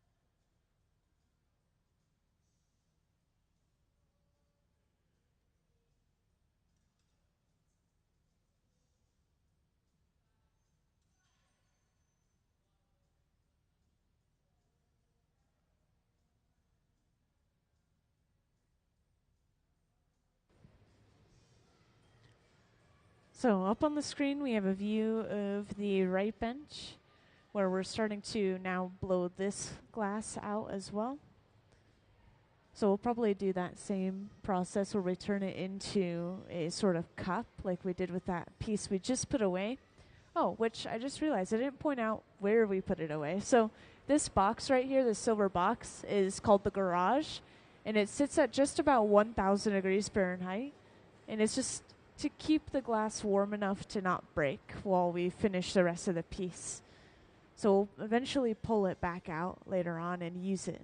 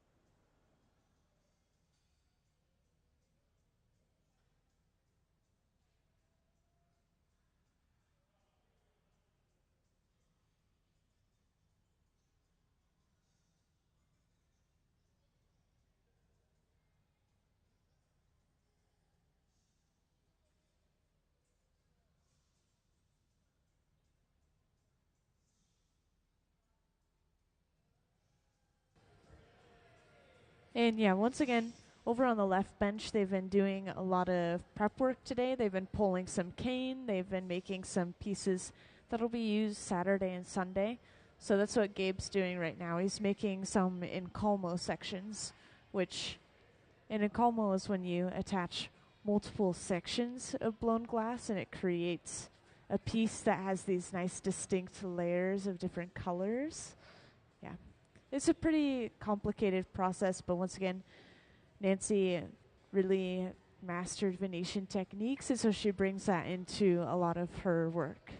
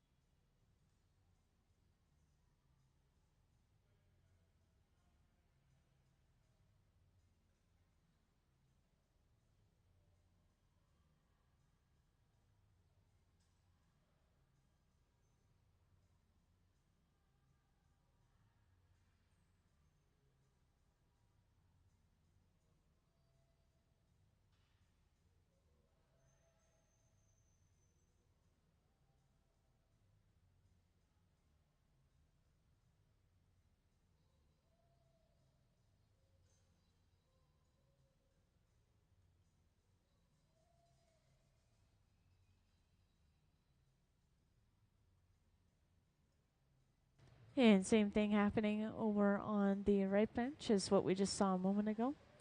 They've already blown this bubble out enough that we are punting it up, aka attaching another pipe to the bottom, and then we will completely break it off of the pipe that it was blown on.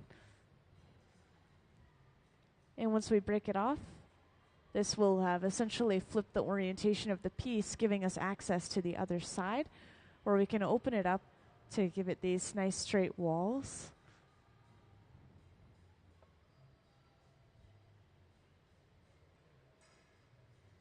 So just like that, we have broken that piece off.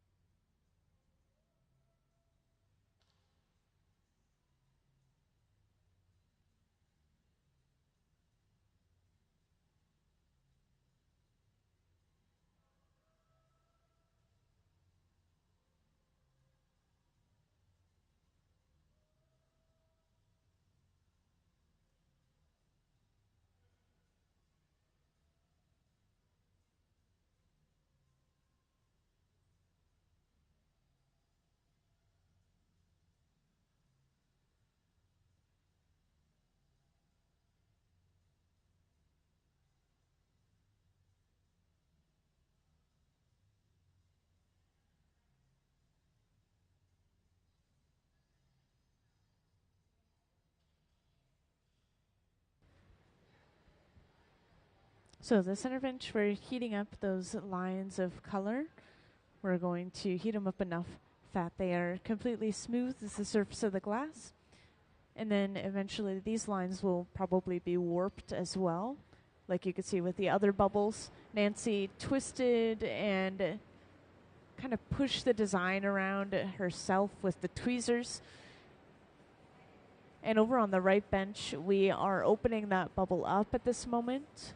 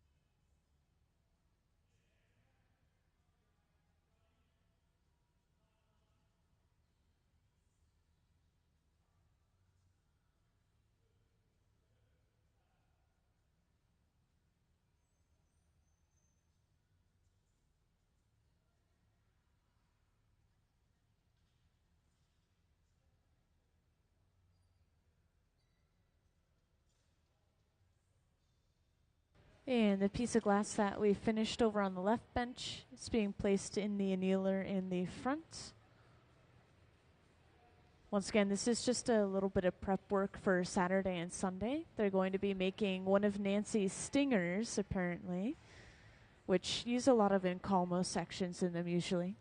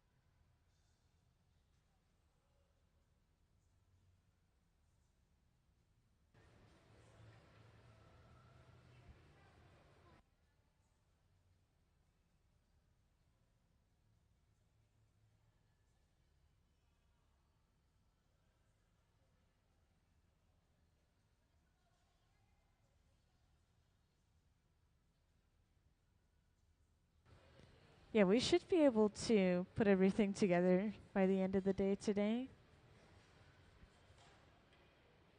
Yeah, I imagine this bubble that we have right here is going to be stuffed inside of the cup over on the right, and then that entire thing will eventually be stuffed inside of that larger cup that we created earlier.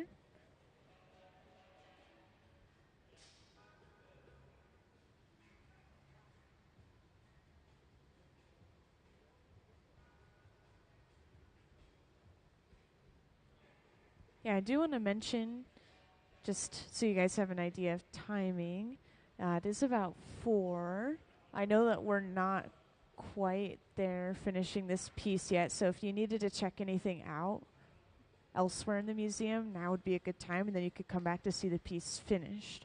But if you've already seen the rest of the museum, might as well just hang out in here, because this is the best part.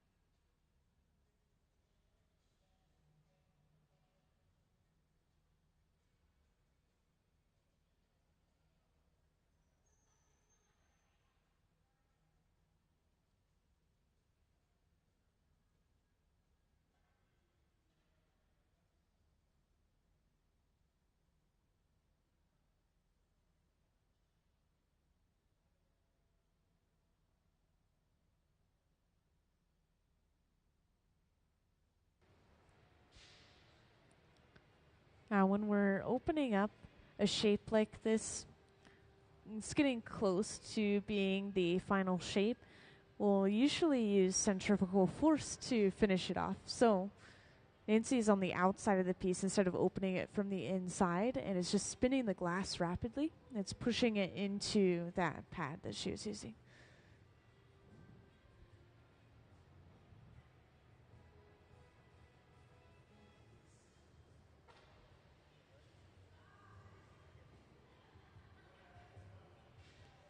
And it looks like we're letting this glass bubble cool down a little bit over on the right, and eventually we'll gather a layer of clear over top of this and then stuff it inside of the cup.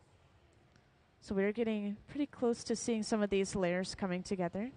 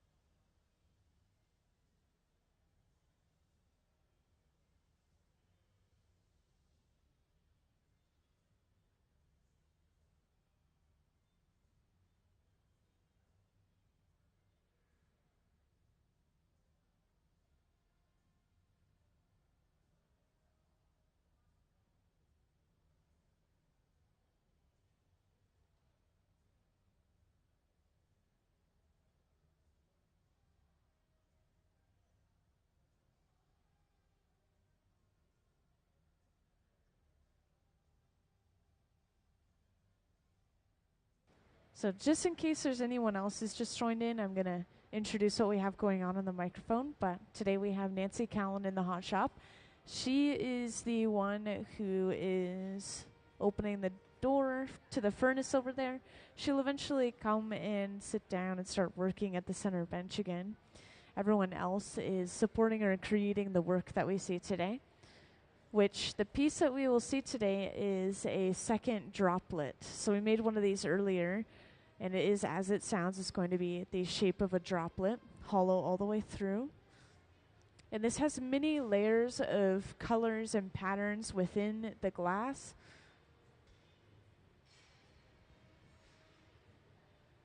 All of the patterns are coming from cane, which are these sticks of colored glass. They kind of look like they're hollow all the way through, but it's just clear glass on the inside, a layer of white, and then another layer of clear on the outside.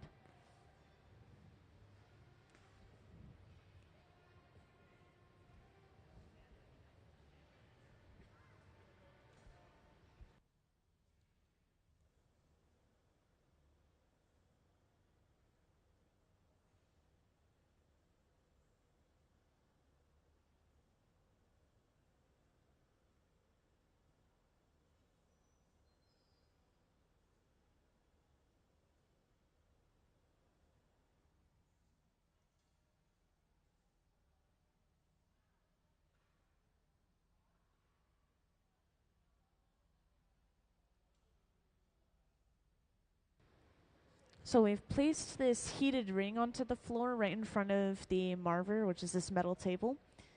And the idea is this is going to hold that cup upright. Somebody's going to stand on top of the marver itself and then stuff our bubble inside of the cup to pick it up and combine the two, basically. Basically just layering those colors and patterns together.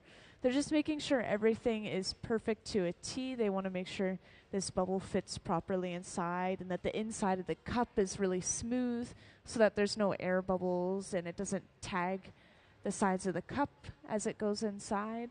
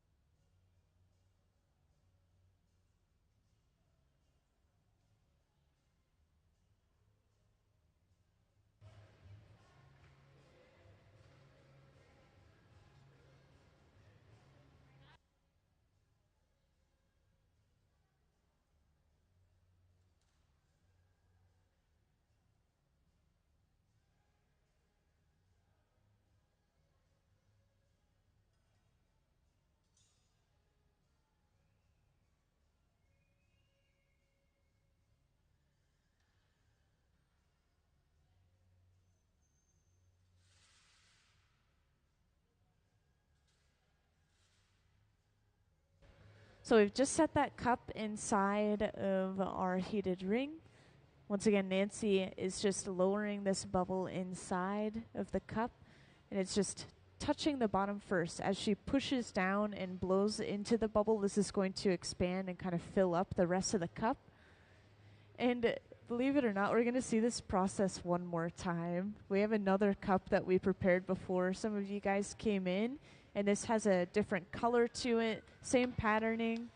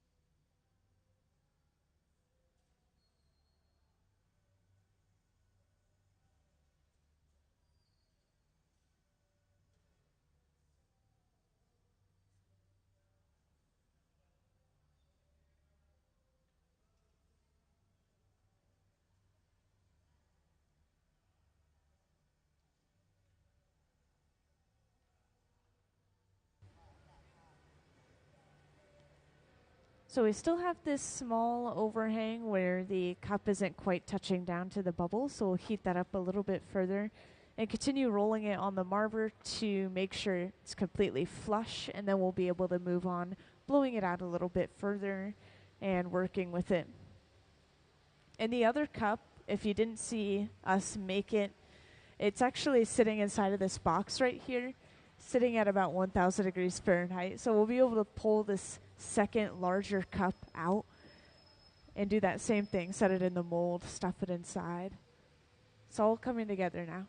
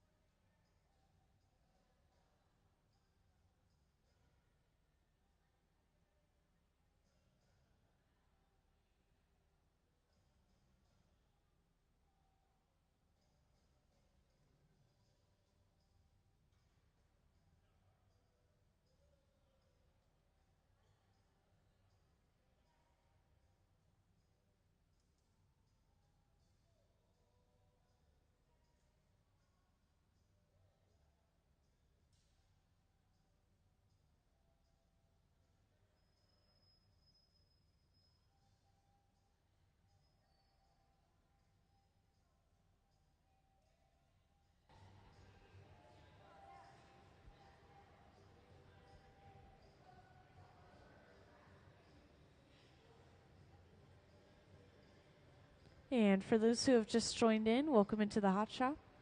We have Nancy Callan on the hot shop floor, and she is sitting at the center bench working on this current piece. This is going to turn into one of her droplets, so you can expect shape much like a water droplet. We have some of our colors and patterns for this piece, but we still have even more that we're going to be adding.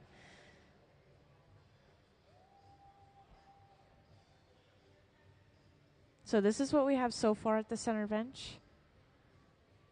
This bubble of glass has one layer of color and two layers of this kind of squiggly line pattern. One of them's underneath that layer of color and one of them's over. So that color should create a nice contrast between the two. And then we have one more cup sitting inside of this large silver box called the garage. Once again, it's sitting at about 1,000 degrees Fahrenheit in there. So we'll pull that out and we'll eventually stuff this bubble inside of that cup to pick up our final layer of color and patterning.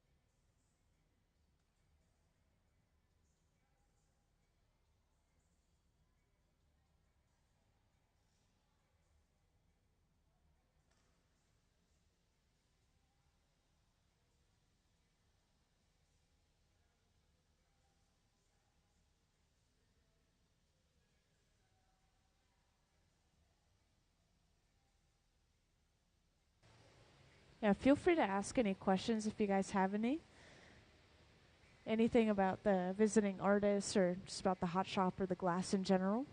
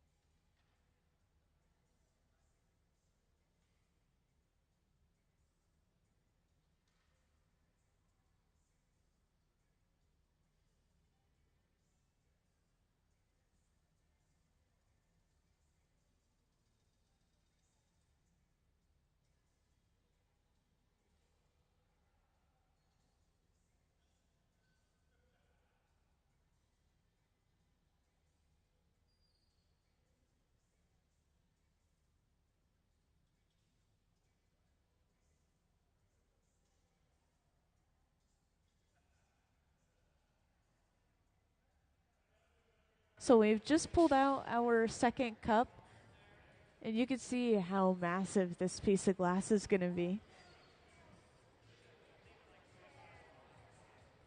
So now they've got to make sure that this this bubble that they've been working with is going to fit properly inside of the cup, meaning that they have to get more material around it to kind of fill the cup up.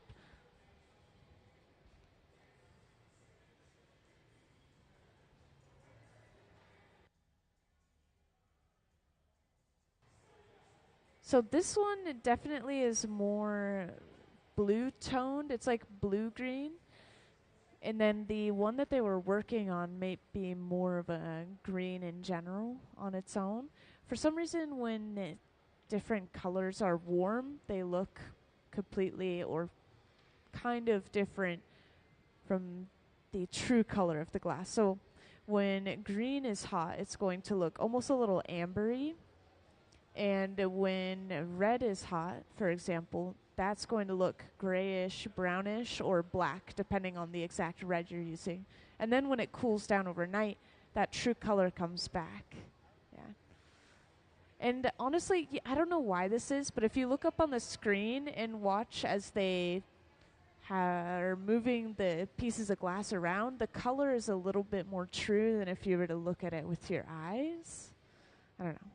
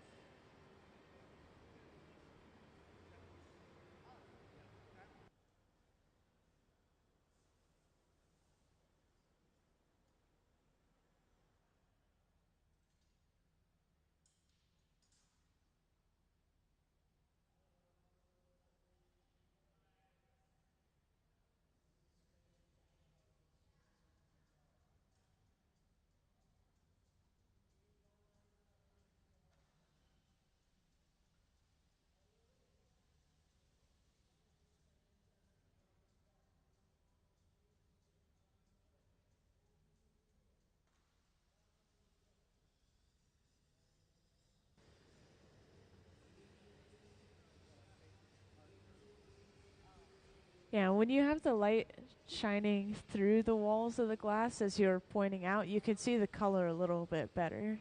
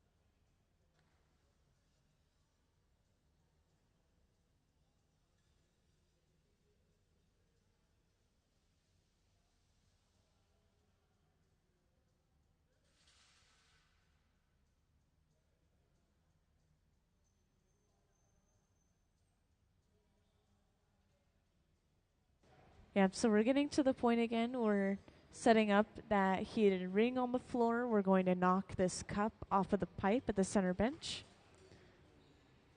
and set it upright inside of that ring.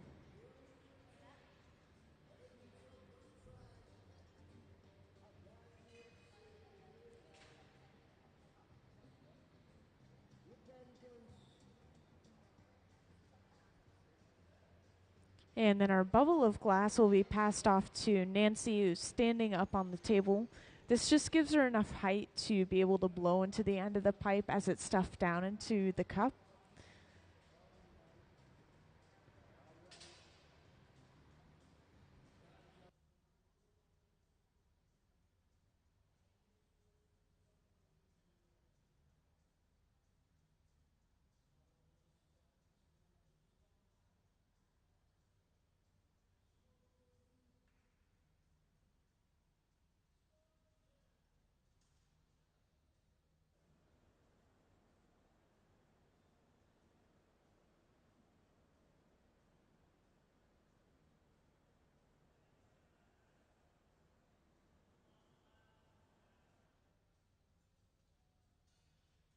So now we have all of our layers of coloring and patterning to this piece, and it is massive.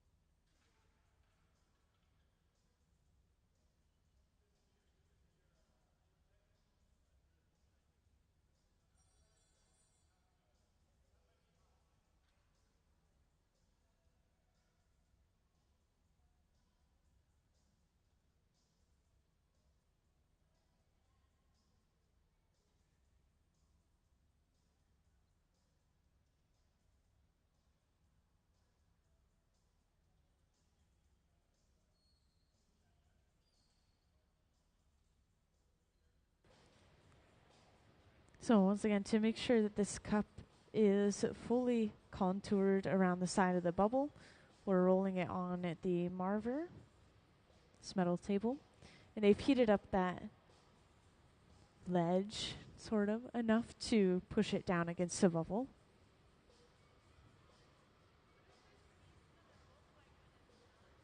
It's going to be one of Nancy's droplets, so kind of a water droplet shape, nice and sharp and tapered up at the top and then rounded and wide at the bottom. And could we put up some of Nancy's artwork on the screen again, please?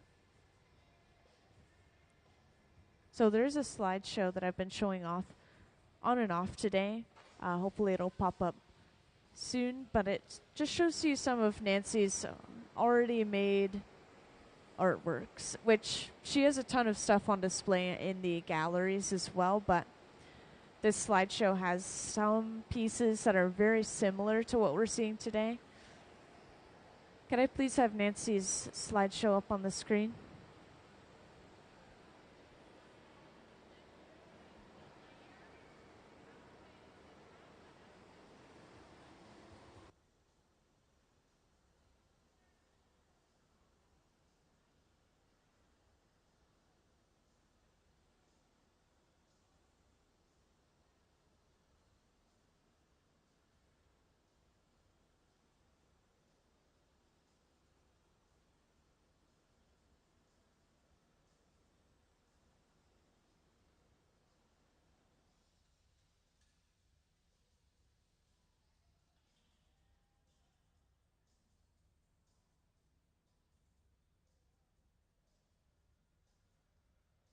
Could I please have Nancy's slideshow up on the screen? I'm determined to show you guys.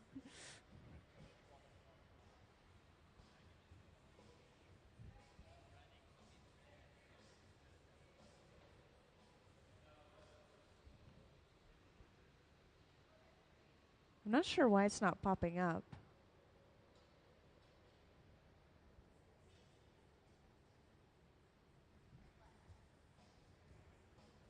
I guess I guess you guys will just have to see the stuff in the gallery, so I'm sorry. Oh, wait, there we go. Nice. So this is an example of one of those droplets. There were a ton of different droplets kind of throughout this slideshow, and it just shows off some more of her work as well in general. And yeah, Nancy makes a lot of artwork inspired by the natural world. And she uses a lot of Venetian techniques, so we're seeing a lot of cane, a lot of line work, and some color application processes, such as in Como, where they're connecting sections of blown glass to get these nice contrasting sections within the piece. We made a piece that was a lot like this one earlier. Well, the one just before this one. But all the pieces are really interesting throughout this slideshow. And we will see one of Nancy's stingers made over the weekend.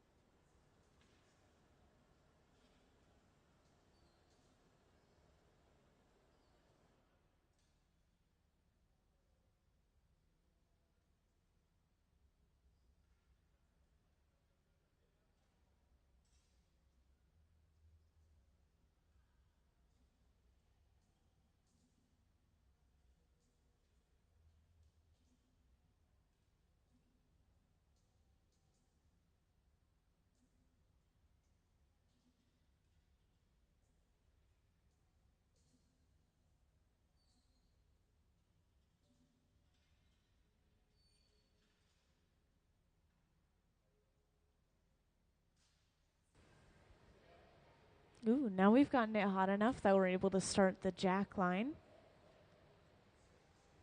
which Gabe was telling some folks earlier in the front. This is basically where we break the entire piece off of the pipe later on. So we'll create this divot in the glass right off the end of the pipe, and then we'll finish blowing out the piece and getting our general shape. So this is where we're going to see the piece get a lot larger than it is now.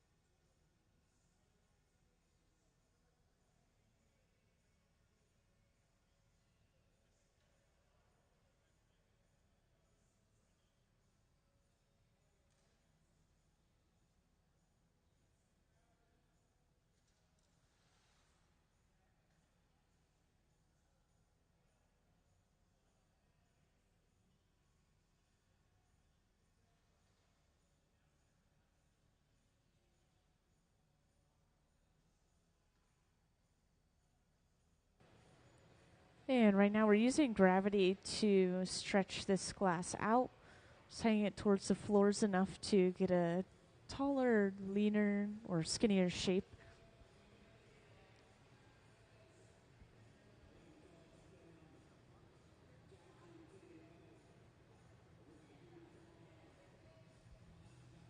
And as we blow this up, you'll see the other layers of colors and patterns a little bit better because we have only transparent colors within this piece. So as we blow those transparent colors out, they get a little bit less rich, essentially, and you can see through them. And once again, we have 3 layers of this patterning within the entire piece.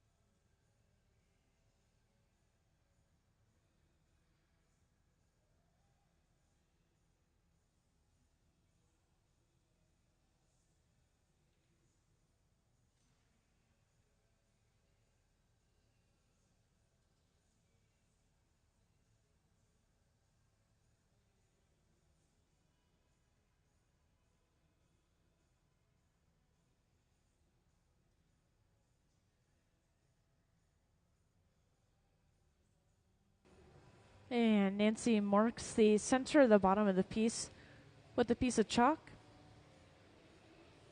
before drilling a hole through the center of the bottom of the piece. And this is important. So when we make these droplets, they appear to be completely closed off through and through. There's no opening at the top. There's no opening at the bottom, kind of like you would think maybe a vase or a bell shape. But we can't have a piece that is completely closed off, otherwise it creates a vacuum inside of the glass. So this piece will have essentially a hidden little hole or opening in the very bottom. And eventually we'll be attaching another pipe over top of this opening. And this pipe will be another blowpipe. So they'll probably start preparing that now over on the left.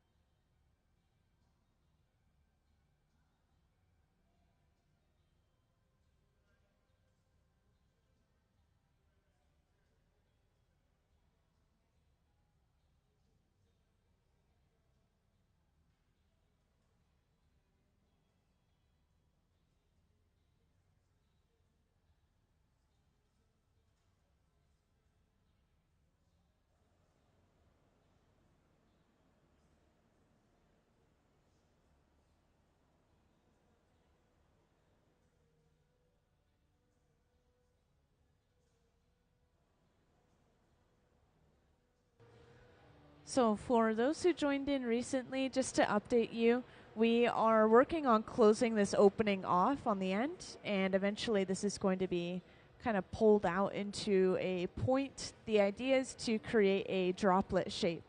So it'll be nice and narrow and sharp, and then widen out into that round bottom, which we already have. The person who designed and is making this piece of glass, her name is Nancy Callan. She's up in the front with the jacks in her hand, those two metal blades. And yeah, we are getting really close to finishing this piece off. This glass has a lot of complexity to it. We've only been able to make 2 of these total today. This is our second one. This has 3 layers of patterning inside of it, and it has 2 layers of color within the walls of the piece.